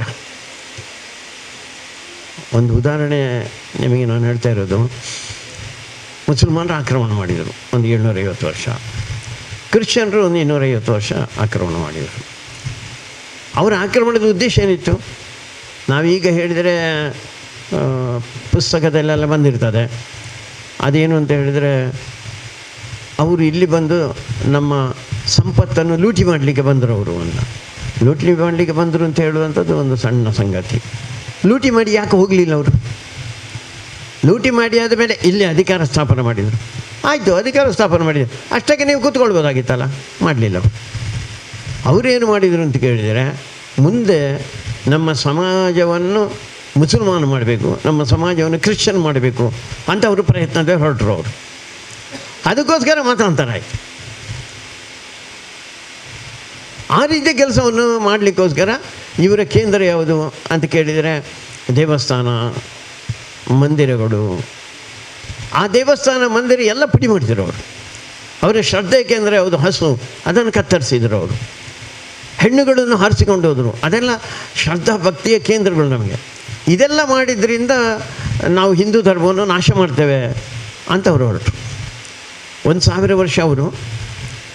ಅದಾದ ಮೇಲೆ ಒಂದಷ್ಟು ವರ್ಷ ಕ್ರಿಶ್ಚಿಯನ್ ಸರ್ಕಾರ ಬಂದಂಥ ಕಾಂಗ್ರೆಸ್ ಸರ್ಕಾರ, ಅದು ಹಿಂದೂಗಳ ಮೇಲೆ ಅನ್ಯಾಯ ಮಾಡ್ತೇನೆ ಬಂದದ್ದು ಸೆಕ್ಯುಲರ್ ಹೆಸರಿಂದ. ಇಷ್ಟೆಲ್ಲ ಮಾಡಿದರು. ಇವತ್ತು ನಾವು 180 ಜನ ಇದ್ದೇವೆ ಹಿಂದೂಗಳು. ಹೇಗೆ ಉಳಿದೆವು ನಾವು? ನಮ್ಮ ಧರ್ಮದ ಚಿಂತನೆ ಅದು ಬರೀ ದೇವಸ್ಥಾನಗಳಲ್ಲಿ, ಮಂದಿರಗಳಲ್ಲೇ ಉಳಿಲಿಲ್ಲ. ಅದು ನಮ್ಮ ಮನೆಯಲ್ಲಿ, ನಮ್ಮ ಧರ್ಮದ ಕೇಂದ್ರ ಎಲ್ಲಿ, ಸಂಸ್ಕೃತಿಯ ಕೇಂದ್ರ ಎಲ್ಲಿ, ಜೀವನ ಮೌಲ್ಯಗಳನ್ನು ರೂಪಿಸುವಂಥ ಕೇಂದ್ರ ಯಾವುದು ಅಂತ ಕೇಳಿದರೆ ಅದು ನಮ್ಮ ಮನೆ. ಮನೆಯಲ್ಲಿ ಯಾರು ಅಂತ ಕೇಳಿದರೆ ತಾಯಿ. ತಾಯಿಯೇ ನಮಗೆ ಅನೇಕ ಸಂಗತಿಗಳದ್ದು ಹೇಳ್ತಾ ಹೋದದ್ದು. ತಾಯಿ ಹೇಳಿದರು ಯಾವಾಗ ಹಬ್ಬ, ಯಾವಾಗ ಹರಿದಿನ, ಏನು ಮಾಡಬೇಕು, ನಾವು ಹೇಗಿರಬೇಕು, ಎಲ್ಲ ಸಂಗತಿಯನ್ನು. ಬೆಳಗ್ಗೆ ಎದ್ದು ದೇವರಿಗೆ ನಮಸ್ಕಾರ ಮಾಡಬೇಕು, ಆಮೇಲೆ ಹಿರಿಯರಿಗೆ ನಮಸ್ಕಾರ ಮಾಡಬೇಕು, ಊಟ ಮಾಡುವಾಗ ಏನು ಮಾಡಬೇಕು, ಯಾರು ಬಂದರೆ ಅವರ ಎದುರಿನಲ್ಲಿ ಹೇಗೆ ಕೂತ್ಕೊಳ್ಬೇಕು, ಎಲ್ಲ ಸಂಗತಿಯನ್ನು, ಸಂಸ್ಕಾರದ ಸಂಗತಿಯನ್ನು, ನಮ್ಮ ಸಂಸ್ಕೃತಿಯನ್ನು ಬೆಳಗಿದವಳು ಅವಳು ತಾಯಿ. ಅದಕ್ಕೋಸ್ಕರ ತಾಯಿ ಅದನ್ನು ಉಳಿಸಿದರು, ಧರ್ಮವನ್ನು, ಸಂಸ್ಕೃತಿಯನ್ನು. ಅದಕ್ಕೋಸ್ಕರ ನಾವು ಉಳ್ಕೊಂಡೇವೆ ನಾವು. ಅದಕ್ಕೆ ನಾನು ಹೇಳಿದ್ದು, ಮನೆ ಯಾವುದಿದೆ, ಗೃಹ ಯಾವುದಿದೆ, ಅದು ಭಾರಿ ಪವಿತ್ರ ಅಂತ. ಆ ಗೃಹಕ್ಕೆ ಶೋಭೆ ತರುವಂಥದ್ದು ಗೃಹಿಣಿ ಅಂತ. ಅದಕ್ಕೆ ಈ ಧರ್ಮದ ಚಿಂತನೆಯನ್ನು ಮುಂದಿನ ಪೀಳಿಗೆಗೆ ನಾವು ಕೊಡಬೇಕಲ್ಲ. ಆ ಪೀಳಿಗೆಗೆ ಕೊಡಬೇಕಾದ್ರೆ ಒಂದು ಮದುವೆ ಅದರ ಮಧ್ಯದ ಒಂದು ಬಿಂದು ಅದು. ಅದಕ್ಕೆ ಹಿಂದಿನವರು ಏನೇನು ನಮ್ಮ ಪರಂಪರೆಯಲ್ಲಿ ಬೆಳೆಸ್ಕೊಂಡು ಬಂದರೋ, ಯಾವುದ್ಯಾವುದು ಒಳ್ಳೆಯದೆಲ್ಲ ಇದೆಯೋ ಅದನ್ನು ಮುಂದಿನ ಪೀಳಿಗೆಗೆ ರವಾನಿಸುವ ಕೆಲಸ ಮದುವೆ. ಯಾಕೆಂದರೆ ಈ ಕಾರ್ಯ ಮಾಡಲಿಕ್ಕೆ ಒಬ್ಬಳು ಬೇಕಲ್ಲ. ಬಂದ ಮೇಲೆ ನಾವು ಇಬ್ಬರೂ ಸೇರಿ ಈ ಧರ್ಮವನ್ನು ಉಳಿಸುವುದು ಹೇಗೆ, ಈ ಸಂಸ್ಕೃತಿಯನ್ನು ಬೆಳೆಸುವುದು ಹೇಗೆ. ಅದಕ್ಕೆ ನಮ್ಮ ಮನೆ, ನಮ್ಮ ಗೃಹ ಯಾವುದಿದೆ ಅದು ಧರ್ಮದ ಕಾರ್ಯ, ಸಂಸ್ಕೃತಿಯ ಕಾರ್ಯವನ್ನು ಮುಂದುವರಿಸಲಿಕ್ಕೆ ಬೇಕಾಗಿರುವಂಥದ್ದು ಅಂತ ಹೇಳುವಂಥ ದೃಷ್ಟಿಯಿಂದ ಮದುವೆ. ಎರಡನೇದ್ದೇನು? ಒಂದು ಧರ್ಮದ ಕಾರ್ಯಕ್ಕೆ ಮದುವೆ, ಧರ್ಮವನ್ನು ಮತ್ತೆ ಮುಂದಿನ ಪೀಳಿಗೆಗೆ ರವಾನಿಸಲಿಕ್ಕೆ ಮದುವೆ, ಧರ್ಮದ ಪುನರುತ್ಥಾನದ ಕಾರ್ಯಕ್ಕೆ ಮದುವೆ. ಎರಡನೇದ್ದವರು ಹೇಳ್ತಾ ಇದ್ದದ್ದು ನಮ್ಮ ಹಿರಿಯರು ಧರ್ಮ ಪ್ರಜಾಭಿವೃದ್ಧಿ ಅಂತ. ಪ್ರಜಾಭಿವೃದ್ಧಿ ಅಂದರೆ ಸಂತಾನಾಭಿವೃದ್ಧಿ ಅಂತ. ಅಂದರೆ ಮಕ್ಕಳು ಆಗಬೇಕು ನಮಗೆ ಅಂತ ಮದುವೆ ಉದ್ದೇಶ ಅದು. ನನಗೆ ಇತ್ತೀಚೆಗೆ ಯಾರೊಬ್ಬರು ಒಂದು ಗಂಡ ಹೆಂಡತಿ ಸಿಕ್ಕಿದ್ರು. ನಾನು ಕೇಳಿದೆ, ಮದುವೆಗೆ ಎಷ್ಟು ವರ್ಷ ಆಯಿತು? 8 ವರ್ಷ ಆಯಿತು ಅಂತ. ಮಕ್ಕಳು ಎಷ್ಟು? ಅವರು ಜನ ಹೇಳಿ ಮಕ್ಕಳಾಗಲಿಲ್ಲ. ಏನು ಸಮಸ್ಯೆ? ಅಲ್ಲ ಸಮಸ್ಯೆ ಅಲ್ಲ, ಹೀಗೆ ಬೇಡ ಅಂತ ಕೂತಿದ್ದೇವೆ. ಯಾಕೆ ಮದುವೆ ಆಗೋದು? ಯಾಕೆ ಮದುವೆ ಆಗೋದರಲ್ಲಿ ಒಂದು ಪ್ರಮುಖ ಉದ್ದೇಶನೇ ಮುಂದಿನ ಪೀಳಿಗೆಯನ್ನು ಬೆಳೆಸೋದಕ್ಕೋಸ್ಕರ ತಾನೆ. ಸುಮ್ಮನೆ ಗಮ್ಮತ್ತಿಗೆ ಇವತ್ತು ತುಂಬ ಜನ ಇದ್ದಾರೆ, ಬುಡ್ಚಿ ಮಾಡ್ರೆ. ಯಾಕೆ ಬುಡ್ಚಿ? ಮದುವೆ ಆಗಿದ್ದು ಅಷ್ಟೆಲ್ಲ ಖರ್ಚು ಮಾಡಿ, ಅಷ್ಟೆಲ್ಲ ಸಂಭ್ರಮ ಮಾಡಿ, ಹಬ್ಬದಾಗೆ ಮಾಡಿ ಯಾಕೆ ಮಾಡೋದು? ಯಾವುದಾದ್ರು ಒಂದು ಹೆಣ್ಣು ದಾರಿಯಲ್ಲಿ ಹೋಗೋದು ಸಿಗ್ತದೆ, ಇಲ್ಲಾರೆ ಯಾವುದಾದ್ರು ಒಂದು ಗಂಡು ಸಿಗ್ತದೆ. ಯಾಕೆ ಮದುವೆ ಯಾಕೆ ಆಗೋದು? ಮದುವೆ ಯಾಕೆ ಆಗೋದು ಅಂತಲೇ ಗೊತ್ತಿಲ್ಲ ನಮಗೆ ಅಂತ. ಅದಕ್ಕೆ ಮದುವೆ ಆಗ್ತಾ ಇರುವಂಥದ್ದು ಧರ್ಮದ ಕಾರ್ಯ ಮಾಡಲಿಕ್ಕೆ. ಆ ಧರ್ಮದ ಕಾರ್ಯವನ್ನು ಮುಂದಿನ ಪೀಳಿಗೆ ರವಾನೆ ಮಾಡಲಿಕ್ಕೆ ಪೀಳಿಗೆ ಬೇಕು ಅಂತದ್ದು. ನಂಗೆ ಸಾಂಖ್ಯರ ಭಂಗ ಮಾರ ಇಂದು ಯಾರು ಇಂಚನೆ ಇತ್ತನೆಲ್ಲ ಹಾಕೊಂಡು ಯಾಕೆ ಇಂಚನೆ ಇರುವುದು? ಮದುವೆಯಾಗಿ ಇಂಚನೆ ಇರುವುದು ಅಂತ ಯಾಕೆ ಅಂತ ಬೇಕಲ್ಲ. ಅದಕ್ಕೆ ನಾನು ಹೇಳ್ತೇವಲ್ಲ, ಮದುವೆ ಮೊದಲ ಉದ್ದೇಶ ಧರ್ಮ. ಆ ಧರ್ಮವನ್ನು ನಡೆಸಲಿಕ್ಕೆ ಬೇಕಾಗಿರುವಂಥ ಪೀಳಿಗೆ, ಅದಕ್ಕೋಸ್ಕರ ನಮ್ಮಲ್ಲಿ ಪೀಳಿಗೆ ಆಗಬೇಕು. ಕಾಲದ ಕರೆ, ಇವತ್ತಿನ ಕರೆ. ನಾವು ಕನಿಷ್ಠ ಒಂದು 3 ಮಕ್ಕಳಾದರೂ ನಾವು ಪಡಿಬೇಕು. ನಿಮಗೆ ಹೇಳಿದಾಗ ಆಶ್ಚರ್ಯ ಆಗೋದಲ್ಲ. ಬೇರೆ ಇಂಚಿನ ಮಾರೆ ಬತ್ತನ್ನೇ ತಪ್ಪಂಡ ಮೂಜಿ ಜೋಕ್ಲ ಹುಡುಗ ಪಣ್ತಿದೆ ಅಂತ. ನಮಗೆ ಒಂದು ಸಾಮಾಜಿಕ ಜವಾಬ್ದಾರಿ ಇದೆ ಅಂತ. ನಿನ್ನೆ ರಾತ್ರಿ ಇಸ್ರೇಲ್ನ ಮೇಲೆ ಭಯೋತ್ಪಾದಕರು ದಾಳಿ ಮಾಡಿದ್ದಾರೆ. ಒಂದು 200 ಜನರನ್ನು ಇಸ್ರೇಲ್ನವರು ಕೊಂದಿದ್ದಾರೆ, ನುಗ್ಗಿದ್ದಾರೆ ಇಸ್ರೇಲ್ನ ಒಳ. ಆ ದೇಶವನ್ನು ಕೈಯಲ್ಲಿ ಇಟ್ಕೊಳ್ಬೇಕು ಅಂತ ಯೋಚನೆ ಮಾಡಿದ್ದಾರೆ. ಭಾರತ ಉಳಿತದ? ಭಾರತ ಉಳಿಬೇಕಾದ್ರೆ ನಾವು ಬಲವಾಗಿ ಗಟ್ಟಿಯಾಗಿ ನಿಲ್ಲಬೇಕು. ಅದಕ್ಕೆ ಬೇಕಾದಂಥ ಸಂಖ್ಯಾಶಕ್ತಿಯನ್ನು ಇಟ್ಕೊಳ್ಬೇಕಾಗತ್ತೆ. ಅದಕ್ಕೆ ಮದುವೆಯಲ್ಲಿ ಒಂದು ಧರ್ಮದ ಪ್ರತಿಪಾದನೆ ಮಾಡುವಂಥದ್ದು, ಧರ್ಮವನ್ನು ಮುಂದಿನ ಪೀಳಿಗೆ ಕೊಂಡೋಗುವಂಥದ್ದು, ಅಂಥ ಪೀಳಿಗೆಯನ್ನು ಬೆಳೆಸುವಂಥದ್ದು, ಇದು ಒಂದು ಜವಾಬ್ದಾರಿ ಇದೆ. ಅದಕ್ಕೆ ನಮ್ಮ ಹಿರಿಯರು ಧರ್ಮ ಪ್ರಜಾಭಿವೃದ್ಧಿ ಸಿದ್ಧಾರ್ಥ, ಮದುವೆಯ ಉದ್ದೇಶ ಏನು ಅಂತ ಹೇಳುವಂಥದ್ದು ಹೇಳಿದ್ದಾರೆ. ಆ ರೀತಿ ನಾವು ಯೋಚನೆಗಳನ್ನು ನಡೆಸಬೇಕಾದ. ಅದಕ್ಕೆ ಸುಮ್ಮನೆ ಗಮ್ಮತ್ತಿಗೆ ಅಲ್ಲ ಅಂತ, ಗಮ್ಮತ್ತು ಒಂದು ಸಣ್ಣ ಭಾಗ ಮಾತ್ರ, ಶರೀರದ ಸುಖ ಇರುವಂಥದ್ದು. ನೀವೀಗ ನಾನಾಗ ಹೇಳಿದೆ, ನೀವು ಸ್ವಾರ್ಥಿಗಳ ಒಬ್ಬನೇ ಇದ್ದರೆ ಸ್ವಾರ್ಥಿಯೇ, ಅದರಲ್ಲಿ ಎರಡು ಪ್ರಶ್ನೆ ಇಲ್ಲ. ನನಗೆ ಅದು ಬೇಕು, ನನಗೆ ಇದು ಬೇಕು, ನಾನು ಹಾಗೆ ಕಾಣಬೇಕು, ಹೀಗೆ ಕಾಣಬೇಕು ಅಂತೆಲ್ಲ ಹೇಳಿದ್ದು. ಒಂದು ಸಲ ಮದುವೆ ಆದ ಮೇಲೆ ಒಂದು ಸಣ್ಣ ಬಿಟ್ಟು ಕೊಡುವಂಥದ್ದು ಶುರುವಾಗ್ತದೆ. ಬಿಟ್ಟು ಕೊಟ್ಟ ಕೂಡಲೇ ಎತ್ತರಕ್ಕೆ ಇರ್ತಾನೆ, ನಾನು ಬಿಟ್ಟುಕೊಳ್ಳಿ. ಎರಡನೇದ್ದು ನಿಮಗೊಂದು ಮಗು ಆಗ್ತದೆ. ಮಗು ಆದ ಕೂಡಲೇ ಎಂಥದ್ದು? ಮಗು ಆದ ಕೂಡಲೇ ನಿಮ್ಮ ಸ್ವಂತದ್ದು ಬಿಡ್ತೀರಾ, ಇಬ್ಬರು ಬಿಡ್ತೀರಾ. ಆ ಮಗುವನ್ನು ಅಂದರೆ ಆ ಮಗುವಿಗೆ ಸಮಯ ಕೊಡ್ತೀರಾ, ಆ ಮಗುವಿಗೆ ಬೇಕಾದಂಥ ಆಹಾರ ಕೊಡಲಿಕ್ಕೆ ಬೇಕಾದಂಥ ವ್ಯವಸ್ಥೆಯನ್ನು ನೀವು ಮಾಡ್ತೀರಾ. ಅದಕ್ಕೋಸ್ಕರ ಸಮಯ ಅಂದರೆ ನಿಮ್ಮ ಸ್ವಾರ್ಥವನ್ನು ಬಿಟ್ಟು ನೀವು ಯೋಚನೆ ಮಾಡಲಿಕ್ಕೆ ಹೊರಟಲ್ಲ. ರಾತ್ರಿ ಮಗು ಕೂಗ್ತದೆ, ಅದನ್ನು ಕೊಂಡೋಗಿ ಅಲ್ಲಿದ್ದು ಈ ಬುಲ್ಪ್ ಯಾನ್ ಜಿಬ್ಬುವೆ ಅಂತ ಹೇಳ್ತಾರೆ ಯಾರಾದ್ರು. ಹೇಳುವುದೇ ಇಲ್ಲ.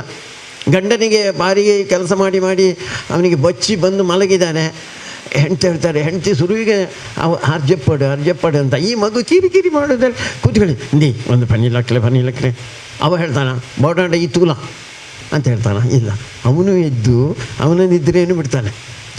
ಯೋಚನೆ ಮಾಡಿ, ನೀವು ನಿಮ್ಮ ಸ್ವಾರ್ಥವನ್ನು ಬಿಡ್ತಾ ಹೋಗ್ತೀರಾ. ಅದಕ್ಕೆ ನೀವು ಶ್ರೇಷ್ಠರಾಗೋದು. ಅದಕ್ಕೋಸ್ಕರ ನಮ್ಮ ಸ್ವಾರ್ಥವನ್ನು ಬಿಟ್ಟು ಬೆಳೀಲಿಕ್ಕೆ ಭಾರಿ ದೊಡ್ಡೊಂದು ಅವಕಾಶ ಅದು ಮದುವೆ ಅಂತ, ಅದು ಕುಟುಂಬ ಅಂತ. ಒಂದು ಮಗುವಾದ ಕೂಡಲೇ ನಮ್ಮದು ಕುಟುಂಬ ದೊಡ್ಡದಾಗ್ತಾರೆ, 2 ಮಗುವಾದ ಕೂಡಲೇ ಇನ್ನೂ ದೊಡ್ಡದಾಗ್ತಾರೆ, 3 ಕುಟುಂಬ ಮಕ್ಕಳಾದ ಕೂಡಲೇ ಇನ್ನೂ ಭಾರಿ ದೊಡ್ಡದಾಗ್ತಾರೆ ನಮ್ಮದು. ಅದರಲ್ಲಿ ಸಿಕ್ಕುವ ಆನಂದ, ಖುಷಿ ಅದು ಬೇರೆಯೇ. ಅದರಲ್ಲಿ ಬಡತನವ ಶ್ರೀಮಂತಿಗೆ ಕಾಣುವುದಿಲ್ಲ ಅದರಲ್ಲಿ. ಅದಕ್ಕೋಸ್ಕರ ನಮ್ಮ ಮದುವೆಯ ಉದ್ದೇಶ ಏನು ಅಂತ ಹೇಳುವುದನ್ನು ತಿಳ್ಕೊಂಡು ನಾವು ಕೆಲಸ ಮಾಡ್ತಾ ಹೋಗಬೇಕು ಅಂತ. ಮಕ್ಕಳು ಯಾವಾಗ ಆಗಬೇಕು? ತುಂಬ ಕಾಯಬೇಡಿ. ಕೆಲವರಲ್ಲಿದ್ದಾರೆ, ನಾನಾಗ ಹೇಳಿದೆ ಅಲ್ಲ, ಕೆಲವರು ಕಾದು ಎಷ್ಟು ಶೀಘ್ರ ಆಗ್ತದೋ ಅಷ್ಟು ಶೀಘ್ರ ಮಗು ಆಗಬೇಕು. ಕಾಯೋದ್ರಿಂದ ಬೇರೆ ಬೇರೆ ಸಮಸ್ಯೆಗಳು ನಿರ್ಮಾಣ ಆಗ್ತದೆ.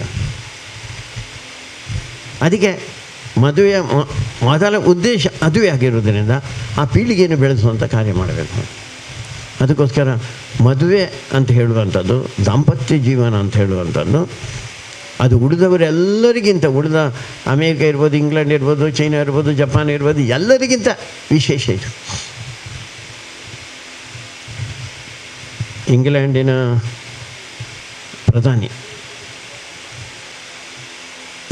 ಪ್ರಧಾನಿ ಒಂದು 25 ವರ್ಷದ ಹಿಂದೆ ನಾನು ಹೇಳ್ತಾ ಇರೋದು, ಒಬ್ಬರು ಮಾರ್ಗರೆಟ್ ಥ್ಯಾಚರ್ ಅಂತ ಒಬ್ಬಳು ಹೆಣ್ಣು ಮಗಳು ಪ್ರಧಾನಮಂತ್ರಿ.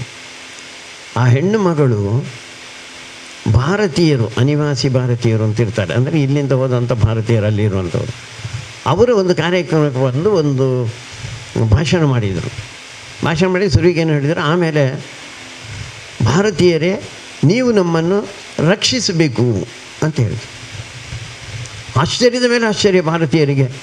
ಯಾಕೆಂದರೆ ಒಂದು 200 ವರ್ಷಗಳ ಕಾಲ ನಮ್ಮನ್ನು ತುಳಿದು, ನಿಮಗೆ ನಾಚಿಕೆ ಇಲ್ಲ, ಮರ್ಯಾದೆ ಇಲ್ಲ, ನಿಮಗೆ ಏನು ಗೊತ್ತಿಲ್ಲ, ನಿಮಗೆ ನಾವೇ ನಿಮ್ಮನ್ನು ಉದ್ಧಾರ ಮಾಡಿದ್ದು ಅಂತ ಎಲ್ಲ ಹೇಳಿದಂಥ ಇಂಗ್ಲೆಂಡಿನ ಪ್ರಧಾನಮಂತ್ರಿ ನೀವು ನಮ್ಮನ್ನು ರಕ್ಷಿಸಬೇಕು ಹಿಂದೂಗಳೇ ಅಂತ ಹೇಳಿದ್ರು. ಏನು ಅಂತ ಕೇಳಿದರು. ಅವಾಗ ಅವರು ಹೇಳಿದರು, ನಮ್ಮ ದೇಶ ತುಂಡಾಗ್ತಾ ಉಂಟು, ನಮ್ಮ ಮನೆ ತುಂಡಾಗ್ತಾ ಉಂಟು, ಗಂಡ ಬೇರೆ, ಹೆಂಡತಿ ಬೇರೆ, ಮಕ್ಕಳು ಬೇರೆ, ಎಲ್ಲರೂ ತುಂಡಾಗಿ ಇದೆ, ನಾಶದ ಕಡೆಗೆ ಹೋಗ್ತಾ ಉಂಟು ಇಂಗ್ಲೆಂಡ್. ಮುಂದೇನು ನಾನು ನಿಮ್ಮ ಹತ್ರ ಕೇಳ್ತಾ ಇರುವಂಥದ್ದು, ನಿಮ್ಮಲ್ಲಿ ಒಂದು ಕುಟುಂಬ ಪದ್ಧತಿ ಉಂಟಂತೆ, ಅಲ್ಲಿ ಮಗು, ತಂದೆ, ತಾಯಿ, ಅಜ್ಜ, ಅಜ್ಜಿ ಎಲ್ಲ ಒಟ್ಟಿಗಿರುವಂಥ ಒಂದು ವ್ಯವಸ್ಥೆ ಉಂಟಂತಲ್ಲ, ಅದಕ್ಕೆ ಕುಟುಂಬ ಅಂತ ನೀವು ಹೇಳ್ತೇನೆ ಅಂತೆ. ದಯವಿಟ್ಟು ಅದನ್ನು ನಮಗೆ ಹೇಳಿಕೊಡಿ. ಹಾಗೆ ಇರುವುದು ಅಂತ ಗೊತ್ತಿಲ್ಲ ನಮಗೆ. ಮಕ್ಕಳು ತಂದೆ ತಾಯಿ ಒಟ್ಟಿಗೆ ಇರೋದು ಹೇಗೆ? 12-13 ವರ್ಷ ಆಗುವಾಗ ಅವರು ಹಕ್ಕಿಗೆ ರೆಕ್ಕೆ ಬಲಿತು ಬಂದ ಕೂಡಲೇ ಹೇಗೆ ಹಾರಿ ಹೋಗ್ತದೆ ಹಾಗೆ ಹೋಗ್ತಾ ಇದ್ದಾರೆ. ಮಕ್ಕಳು ತಂದೆ ತಾಯಿಯೊಟ್ಟಿಗೆ ಮಕ್ಕಳಿಲ್ಲ, ಖಂಡಾಪಟ್ಟೆ ವೃದ್ಧಾಶ್ರಮಗಳಲ್ಲಿ. ಈಗ ನಮಗೂ ಗೊತ್ತಿರೋದು ಹಾಗೆ ನಮ್ಮಲ್ಲಿ ಸ್ವಲ್ಪ ವೃದ್ಧಾಶ್ರಮ ಬರಲಿಕ್ಕೆ ಶುರುವಾಗಿದೆ. ಈಗ ಎಷ್ಟು ಜನ ನೀವು ಹೊಸ ದಂಪತಿಗಳಿದ್ದಾರೆ, ನಿಮ್ಮ ತಂದೆ ತಾಯಿ ನಿಮ್ಮೊಟ್ಟಿಗಿದ್ದಾರೆ ಅಂತ ಹೇಳೋರು ಯಾರು? ಭಾರಿ ಸಂತೋಷ, ಭಾರಿ ಸಂತೋಷ.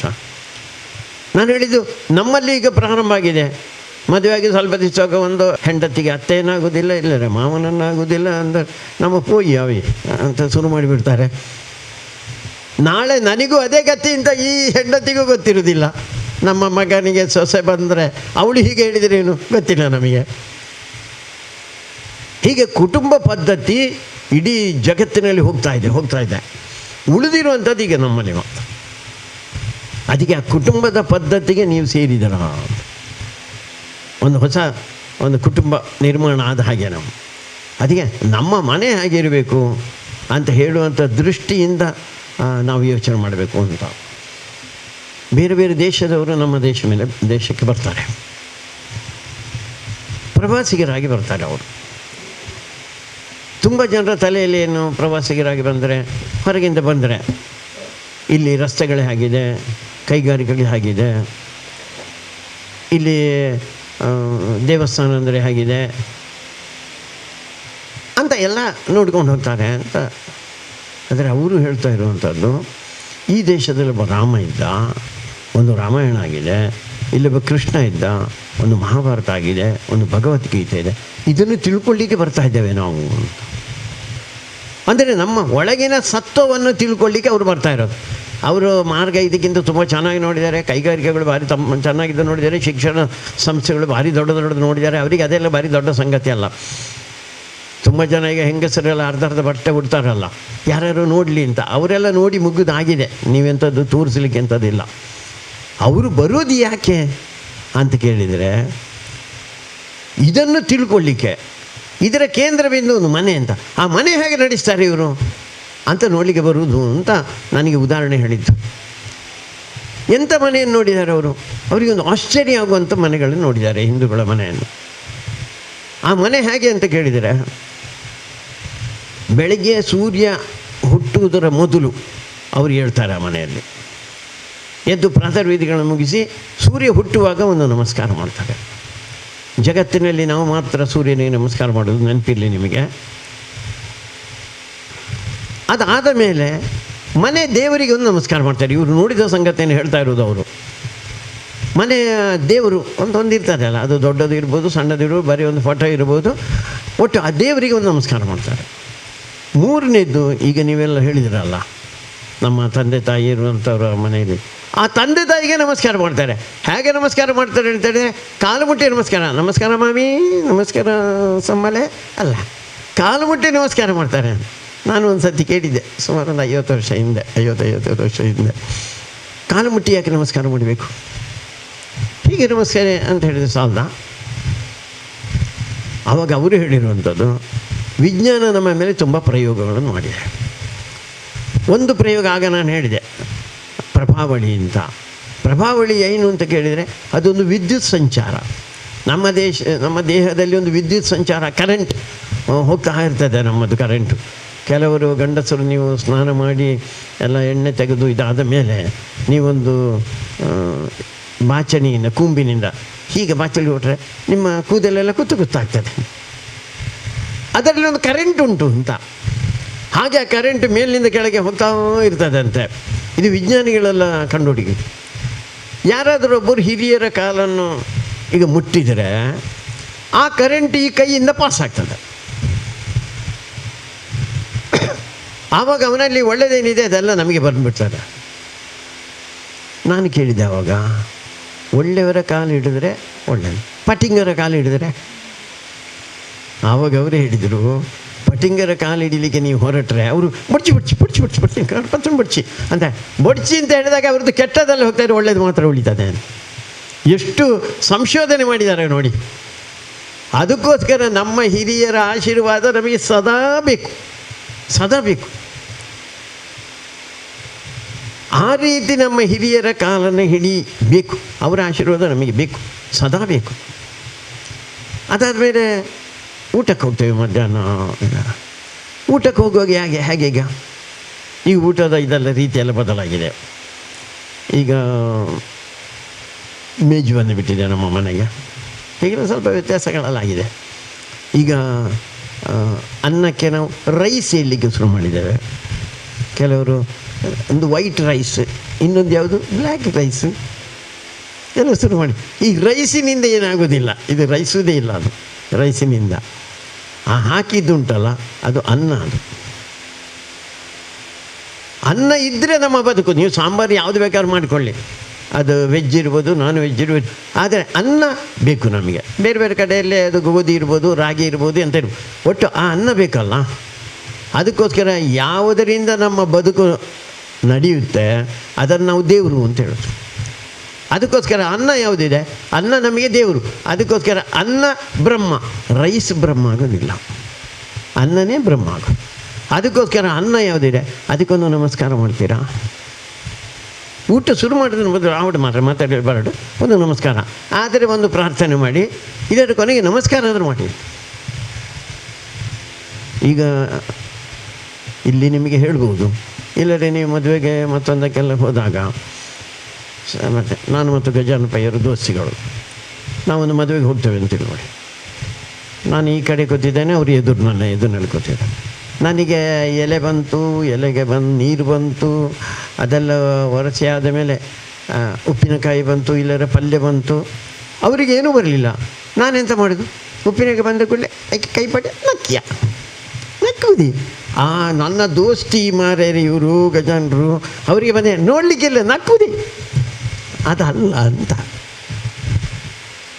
ಅದಕ್ಕೋಸ್ಕರ ಅವನಿಗೆ ಬಂದಿರ ಅಷ್ಟು ಇವನಿಗೆ ಪುರುಸೊತ್ತಿಲ್ಲ ಇವನಿಗೆ. ಅದಕ್ಕೆ ಮನೆಯಲ್ಲಿ ನಾವು ಕೂತಾಗ ಮನೆಯಲ್ಲಿ ಎಲ್ರಿಗೆ ಬರಬೇಕು ಬೇಡ. ಈಗೇನಾಗಿದೆ, ನಾನಾಗ ಹೇಳಿದೆ, ಅಮ್ಮ ನಮ್ಮ ಕೇಂದ್ರ ಬಿಂದು ಅಂತ ಮನೆಯಲ್ಲಿ.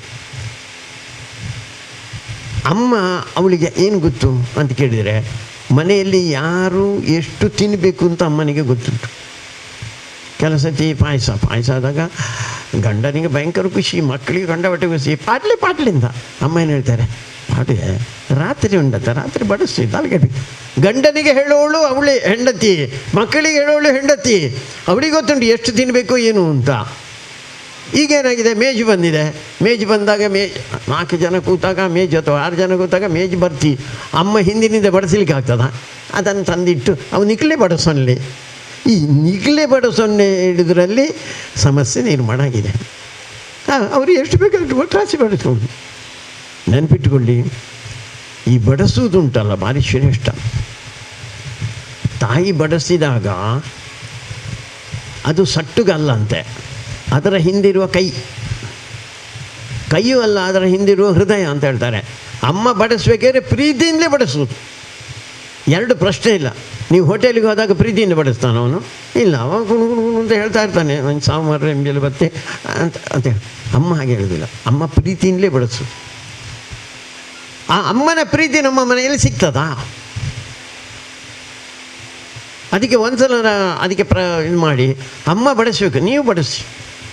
ಅಮ್ಮ ಬಡಿಸೋದ್ರಲ್ಲಿ ಎಷ್ಟು ನಾವೇ ಊಟ ಮಾಡೋದಕ್ಕಿಂತ ಹೆಚ್ಚು ಅಮ್ಮನ ಊಟ ಅದು ಸರ್ವಶ್ರೇಷ್ಠ. ಅದಕ್ಕೋಸ್ಕರ ಊಟ ಮಾಡೋದು ಒಂದು ಅನ್ನಕ್ಕೊಂದು ನಮಸ್ಕಾರ. ಎರಡನೇದು, ನಾವು ಇಡೀ ಪ್ರಕೃತಿಯನ್ನು ಪೂಜೆ ಮಾಡೋರು ಹಿಂದೂಗಳು ಮಾತ್ರ ಜಗತ್ತಿನಲ್ಲಿ, ನೆನಪಿಟ್ಟುಕೊಳ್ಳಿ. ಇಡೀ ಪ್ರಕೃತಿಯನ್ನು ಪೂಜೆ ಮಾಡೋರು ನಾವು ಮಾತ್ರ. ಅದರ ಒಂದು ಗುರುತಾಗಿ ಒಂದು ತುಳಸಿ ಕಟ್ಟೆ ನಮ್ಮ ಮನೆಯಲ್ಲಿ ಇರ್ತದೆ. ಕಟ್ಟೆ ಮಾತ್ರ ಅಲ್ಲ, ಅಲ್ಲಿ ತುಳಸಿ ಇರ್ತದೆ. ಕಟ್ಟೆ ಅಂತ ಕೇಳಿದರೆ ಕಟ್ಟೆ ಉಂಟು ಅಂತಾರೆ, ತುಳಸಿ ಇರೋದಿಲ್ಲ. ಅದಕ್ಕೆ ಒಂದು ತುಳಸಿ ಸಸಿ. ಆ ತುಳಸಿ ಸಸಿ ವೈಜ್ಞಾನಿಕವಾಗಿ ತುಂಬ ಸಂಗತಿ ಇದೆ, ಅದು ಬೇಡ. ಇಡೀ ಪ್ರಕೃತಿಯ ಕೇಂದ್ರಬಿಂದದು ಅಂತ ನಾವು ತಿಳ್ಕೊಂಡು, ಅದರಿಂದ ನಮಗೆ ಆಮ್ಲಜನಕ ಸಿಗ್ತದೆ, ಉಳಿದದೆಲ್ಲ ಸಂಗತಿಗಳಿದೆ, ರೋಗ ನಿವಾರಣೆ ಆಗ್ತದೆ. ಅದಕ್ಕೆ ಒಂದು ದೀಪ ಇಟ್ಟು ನಮಸ್ಕಾರ. ಅದು ನೀವು ಫ್ಲ್ಯಾಟ್ನಲ್ಲಿ ಬೇಕಾದ್ರೆ ಇಡಿ, ಎದುರೊಂದು ತುಳಸಿದ ಇಡ್ಬೋದು, ಏನು ತೊಂದರೆ ಇಲ್ಲ. ಎಲ್ಲ ಆದ ಮೇಲೆ ರಾತ್ರಿ ಆಗುವಾಗ ಒಂದು ಮನೆಯಲ್ಲಿ ಒಂದು ಭಜನೆ. ಯಾಕೆ ಭಜನೆ ಅಂತ ಕೇಳಿದರೆ, ಭಜನೆ ವಿಭಜನೆ ಆಗುವುದನ್ನು ನಿಲ್ಲಿಸದೆ ಅಂತ, ತುಂಡಾಗುವುದನ್ನು ನಿಲ್ಲಿಸದೆ ಅಂತ. ಎಲ್ಲರೂ ಒಟ್ಟಿಗೆ ಕೂತ್ಕೊಳ್ಳೋದು, ಒಬ್ಬ ಹೇಳಿದಾನೆ ಎಲ್ಲರೂ ಹೇಳೋದು. ಒಂದು ಅದ್ಭುತ ಕಾರ್ಯ ಭಜನೆ ಮಾಡ್ತದೆ. ನಿಮಗೆ ಗೊತ್ತಿದೆ ಅಂತ ತಿಳ್ಕೊಳ್ತೇನೆ. ಆ ಭಜನೆ ಹೇಳುವವನಿಗೆ ನಾವು ಭಜನೆ ಮಂದಿರದಲ್ಲಿ ಭಜನೆ ಹೇಳ್ತೇವೆ ಅಂತ ತಿಳ್ಕೊಳ್ಳಿ, ಆಯಾ ಇಯರ್ಫೋನ್ನೇ ಆಯಾ ಬ್ರಾಣಿನ ಅಥವಾ ಆಯಾ ಪೂಜಾರಿಯ ಆಯಾ ಕೇಳೋದೇ ಇಲ್ಲಲ್ಲ ನಾವು. ಅವ ಭಜನೆ ಹೇಳಿದರೆ ನಾವು ಹೇಳೋದು ಮಾತ್ರ.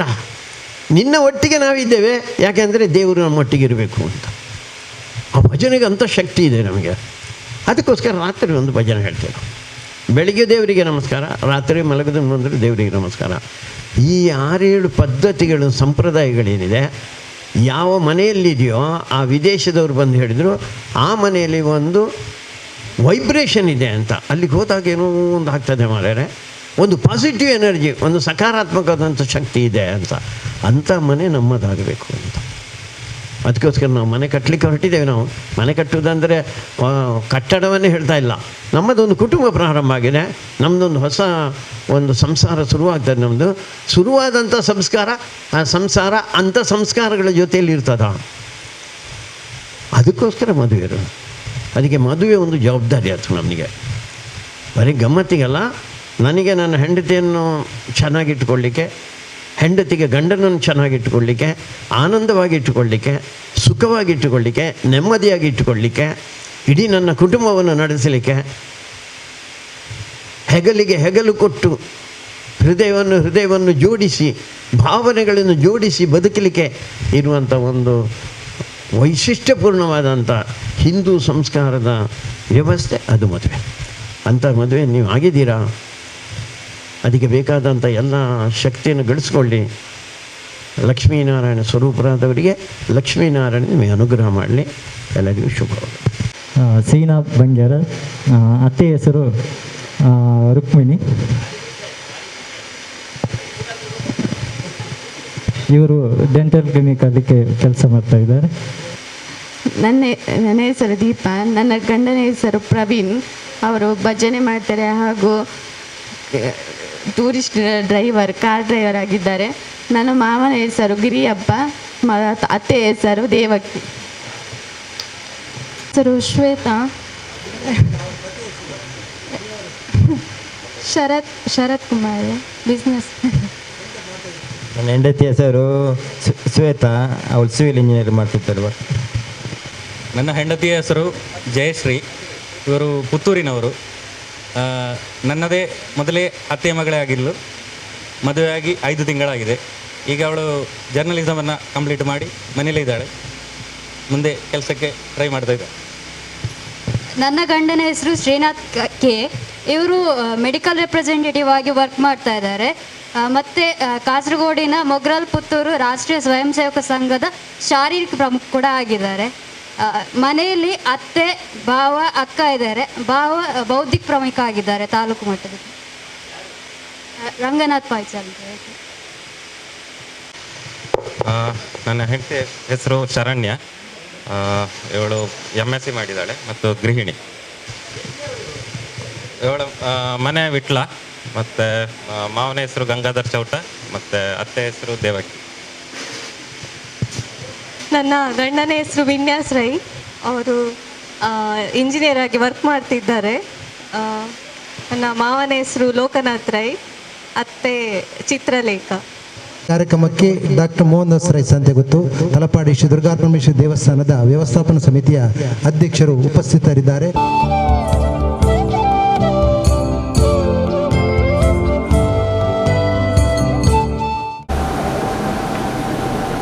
ಅದಕ್ಕೋಸ್ಕರ ಅವಳು ನಿಮ್ಮನ್ನು ಒಪ್ಪಿಕೊಂಡಿದ್ದಾಳೆ, ನಿಮ್ಮ ಮನೆಯನ್ನು ಒಪ್ಪಿಕೊಂಡಿದ್ದಾಳೆ.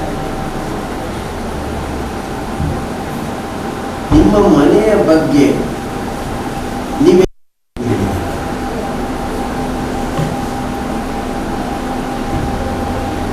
ಅರ್ಥ ಆಯ್ತು. ಫೋಟೋ ನೋಡೋದು ನೋಡ ಮೀಸಿ ಒಂದು ಹ್ಯಾಟ್ ಕೈಯಲ್ಲಿ ಗೋಬಿ. ನಾನು ಯಾರು ಅವೆಲ್ಲ ಅಜ್ಜಿಗೆ ಭಯಂಕರ ಪಿಲಿ ಮಾತ್ರ ಹಾಕೊಂಡಿದ್ದೇವೆ. ಇಲ್ಲಿ ಹೊಡೆದಿದ್ದಾರೋ ಇಲ್ಲಿ ಹೊಡೆದಿದ್ದಾರೋ ಅವನಿಗೆ ಮಾತ್ರ ಅದೊಂದು ಭಾರಿ ದೊಡ್ಡ ಸಂಕಟ. ನನ್ನ ಮನೆಯ ಹಿರಿತನದ ಬಗ್ಗೆ ಗೌರವ. ಹಾಗೆ ನೀವೇನಾದರೂ ನಿಮ್ಮ ಮನೆಯ ಬಗ್ಗೆ, ಮನೆಯ ಹಿರಿತನದ ಬಗ್ಗೆ, ಮನೆಯಲ್ಲಿರುವಂಥ ಒಳ್ಳೆಯದರ ಬಗ್ಗೆ ನೀವೇನಾದರೂ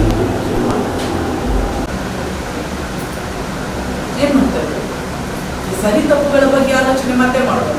ಏನು ಮಾಡ್ತೇವೆ ನಾವು ಬೆಳಿಗ್ಗೆ ಎದ್ದ ತಕ್ಷಣ ಏನು ಮಾಡ್ತೇವೆ ರೂಟೀನಲ್ಲಿ? ಈಗ ಏನು ಮಾಡ್ತಾ ಇದ್ದೇವೆ ಬೆಳಿಗ್ಗೆ ಎದ್ದು? ಪ್ರಾಕ್ಟಿಕಲ್ ಏನೆಲ್ಲ ನಾವೀಗ ಹೇಳಿದ್ದೇವಲ್ಲ ಅದೆಲ್ಲ ಎಸ್ ಥಿಯರಿಟಿಕಲಿ ನಾವು ಹೇಳಿ, ಬಟ್ ಪ್ರಾಕ್ಟಿಕಲಿ ನಾವು ಮಾಡೋದು ಪಕ್ಕದಲ್ಲಿದ್ದಂತಹ ಫೋನನ್ನ ಫಸ್ಟ್ ತೆಗೆದು ನೋಡುವಂಥದ್ದು, ಯಾರ ಮೆಸೇಜ್ ಬಂದಿದೆ, ಯಾರ ಕಾಲ್ಸ್ ಬಂದಿದೆ ಅಲ್ಲೋ ಇದನ್ನ ನಾವು ನೋಡ್ತೇವೆ. ದಯವಿಟ್ಟು ಸಿನ್ಸಿಯರ್ ರಿಕ್ವೆಸ್ಟ್, ಬೆಳಿಗ್ಗೆ ಎದ್ದ ತಕ್ಷಣ ಮೊಬೈಲ್ ಫೋನನ್ನು ನೋಡಲಿಕ್ಕೆ ಹೋಗಬೇಡಿ. ಅನ್ಲೆಸ್ ಎಮರ್ಜೆನ್ಸಿ ಇದ್ರೆ ಕಾಲ್ ಬಂದಿರ್ತದೆ, ನಮ್ಗೆ ಗೊತ್ತಿರ್ತದೆ ಅದು ಮನೆಯಲ್ಲಿ ನಾವು ಎಲ್ಲಿದ್ದೇವೆ ಅನ್ನೋದು ಇಡೀ. ಮತ್ತೆ ನಾವು ಅಡುಗೆ ಕೋಣೆಗೆ ಹೋಗುವಾಗ ನಾವು ಹೇಗೆ ಕೆಲಸ ಮಾಡ್ತೇವೆ ಅಡುಗೆ ಕೋಣೆಯಲ್ಲಿ. ನನಗೇನು ತುಂಬ ದೊಡ್ಡ ಎಕ್ಸ್ಪೀರಿಯನ್ಸ್ ಇಲ್ಲ, ಸಣ್ಣದಾಗಿ ನಾನು ಹೇಗೆ ಅಡುಗೆಯನ್ನು ಪ್ರಾರಂಭ ಮಾಡ್ತೇವೆ ನಾವು ಮಾಡುವಾಗ. ರಾತ್ರಿ ಮಲಗುವ ಮೊದಲು ಕಿಚನನ್ನು ಕ್ಲೀನ್ ಮಾಡಿ ಇಡಬೇಕಾಗ್ತದೆ ನಾವು. ಇದು ನೆನಪಿಟ್ಕೊಳ್ಳಿ. ಯಾಕೆ ಹೇಳಿದ್ರೆ ನಮ್ಮಲ್ಲಿ ನಾವು ಹಿಂದೂಗಳಾಗಿರೋದ್ರಿಂದ ನಮ್ಮಲ್ಲಿ ಒಂದು ನಂಬಿಕೆ ಇದೆ. ರಾತ್ರಿ ಲಕ್ಷ್ಮಿ ಬಂದು ನಮ್ಮ ಅಡುಗೆ ಕೋಣೆಯನ್ನ ನೋಡ್ತಾ ಇದ್ದಾರೆ. ಸೈಂಟಿಫಿಕಲಿ ನಾವು ನೋಡೋದಾದ್ರೆ ಏನಾಗಿರ್ತದೆ ಅಂತ ಹೇಳಿದ್ರೆ, ಆದ್ರೆ ಸೈಂಟಿಫಿಕಲಿ ನಾವು ಈ ಆಂಗಲ್ ಅಲ್ಲಿ ಅದನ್ನ ನೋಡ್ತೇವೆ. ಅದರಿಂದ ರಾತ್ರಿ ಮಲಗುವ ಮೊದಲು ಎಲ್ಲವನ್ನ ಸ್ವಚ್ಛವಾಗಿಟ್ಟು ಮಲಗಿದ. ನೀವು ಡಿಫ್ರೆನ್ಸ್ ನೋಡಿ, ನೀವು ನಾಳೆ ಮನೆಗೆ ಹೋಗಿ ನೋಡಿ, ಯಾರದೆಲ್ಲ ರಾತ್ರಿ ಅಡುಗೆಯ ಮನೆ ಕ್ಲೀನ್ ಆಗಿ ಇಟ್ಟಿರೋದು, ನೀವು ಮಲಗಿ ಬೆಳಿಗ್ಗೆ ಎದ್ದು ನೀವು ಅಡುಗೆ ಕೋಣೆಗೆ ಬಂದು ಕೆಲಸ ಮಾಡುವಾಗ ನಿಮ್ಮ ಮೂಡಿಗೂ ಶರವಿದ ನಡೆದು ಮರು ಶರಗಿದು ಹಿಂದುತ್ವ ವಿರಸ ಹೊನಲುದಿಸಿದೆ. ನಾಳೆಗಳು ನಮದೆನಿಸಿವೆ ಭರವಸೆಯ ನಾಳೆಗಳು ನಮದೆನಿಸಿವೆ. ಕತ್ತಲೆಯ ಕೌರವರು ಸುತ್ತನು ಎದ್ದಿರಲು ಶ್ರೋತ್ರ ದೌರ್ಬಲ್ಯಗಳೇ ಇನ್ನೆಲ್ಲಿ ತಾನ. ಪಾಂಚಜನ್ಯವು ಮೊಳಗಿ ಕರ್ಮಯೋಗದ ಕಡೆಗೆ ಪಾಂಡವಗೆ ರೋಮಾಂಚನ, ಪಾಂಡವಗೆ ರೋಮಾಂಚನ. ಧರ್ಮ ಸಂರಕ್ಷಣೆಗೆ ರಾಷ್ಟ್ರ ಪುನರುನ್ನತಿಗೆ ಧರ್ಮವೇ ಅವತರಿಸಿದೆ. ನಾಳೆಗಳು ನಮದೆನಿಸಿವೆ ಭರವಸೆಯ ನಾಳೆಗಳು ನಮದೆನಿಸಿವೆ. ನಮಗೋರ್ವರೇ ತಾಯಿ ನಿತ್ಯ ವಾತ್ಸಲ್ಯಮಯಿ, ಅವಳು ಸಲಹಿದ ಸುಖರು ನಾವೆಂಬ ನೆನಪು. ಬರಲೆಂಬುದೇನಿಲ್ಲ ಎನ್ನ ಸಾಧನೆಯೆಲ್ಲ ತಾಯ ಗೌರವಕ್ಕೆ ಮುಡಿಪು, ತಾಯ ಗೌರವಕ್ಕೆ ಮುಡಿಪು. ಅರ್ಪಣೆಯೊಳ ಆನಂದ ನೆನಪುಗೊಂಡಿರುವುದಿಲ್ಲಿ ರಾಷ್ಟ್ರೀಯತೆಯ ಮೆರೆದಿದೆ. ನಾಳೆಗಳು ನಮದೆನಿಸಿವೆ ಭರವಸೆಯ ನಾಳೆಗಳು ನಮದೆನಿಸಿವೆ. ಕಪಟ ಮತಾಂತರ ಆಮಿಷ ಅಂಜಿಕೆ ನಾಡಿನ ನಾಡಿಯ ವ್ಯಾಪಿಸಿದೆ. ಸತ್ವವ ಮೆರೆಸಿ ವಿದೇಶಿಯ ಮೆರೆಸುವ ಭ್ರಮೆಗಳ ಬದುಕನ್ನು ರೂಪಿಸಿವೆ. ವಿಭಜನೆ ವಿಘಟನೆ ನೈತಿಕ ಪತನಕ್ಕೆ ಧೈರ್ಯ ಮೇರುಗಳ ಕಂಪಿಸಿವೆ. ಮೃತ ಸಂಜೀವಿಗೆ ಉತ್ತರವೆಂದರೆ ಹಿಂದುತ್ವದ ಉಸಿರೇ, ಹಿಂದುತ್ವದ ಉಸಿರೇ. ಗೆಲುದನಿಯು ಗುಡುಗುಡುಗೆ ಸೋಲು ಸೊಲ್ಲಡಗೆ ನಾಳೆಗಳು ನಮದೆನಿಸಿವೆ ಭರವಸೆಯ ನಾಳೆಗಳು ನಮದೆನಿಸಿವೆ. ಶತಕವಿದ ನಳೆದು ಮರು ಶತಕವಿದು ಹಿಂದುತ್ವ ವೀರರಸ ಹೊನಲುದಿಸಿದೆ. ನಾಳೆಗಳು ನಮದೆನಿಸಿವೆ ಭರವಸೆಯ ನಾಳೆಗಳು ನಮದೆನಿಸಿವೆ. ಭರವಸೆಯ ಭರವಸೆಯ ಭರವಸೆಯ ನಾಳೆಗಳು ನಮದೆನಿಸಿವೆ. ಪಾರಿಜಾತ ಹೂವಸತಿಗೆ ತಂದನಂತೆ ಆವ ಕುಲವು ರಂಗ ಅರಿಯಲಾಗದು. ಆವ ಕುಲವು ರಂಗ ಅರಿಯಲಾಗದು. ಗೋಕುಲದಲ್ಲಿ ಹುಟ್ಟಿದನಂತೆ ಗೋವುಗಳನ್ನು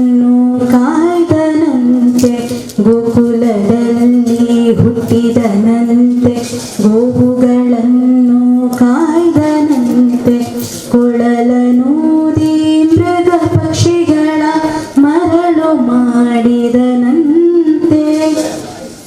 ತರಳತನದಿ ಮರಳ ನಿಗಹಿ ಮರವ ಮುರಿದು ಮತ್ತೆ ರಾಮಚಂದ್ರಾಯ ಭೇದಸೇ ರಘುನಾಥ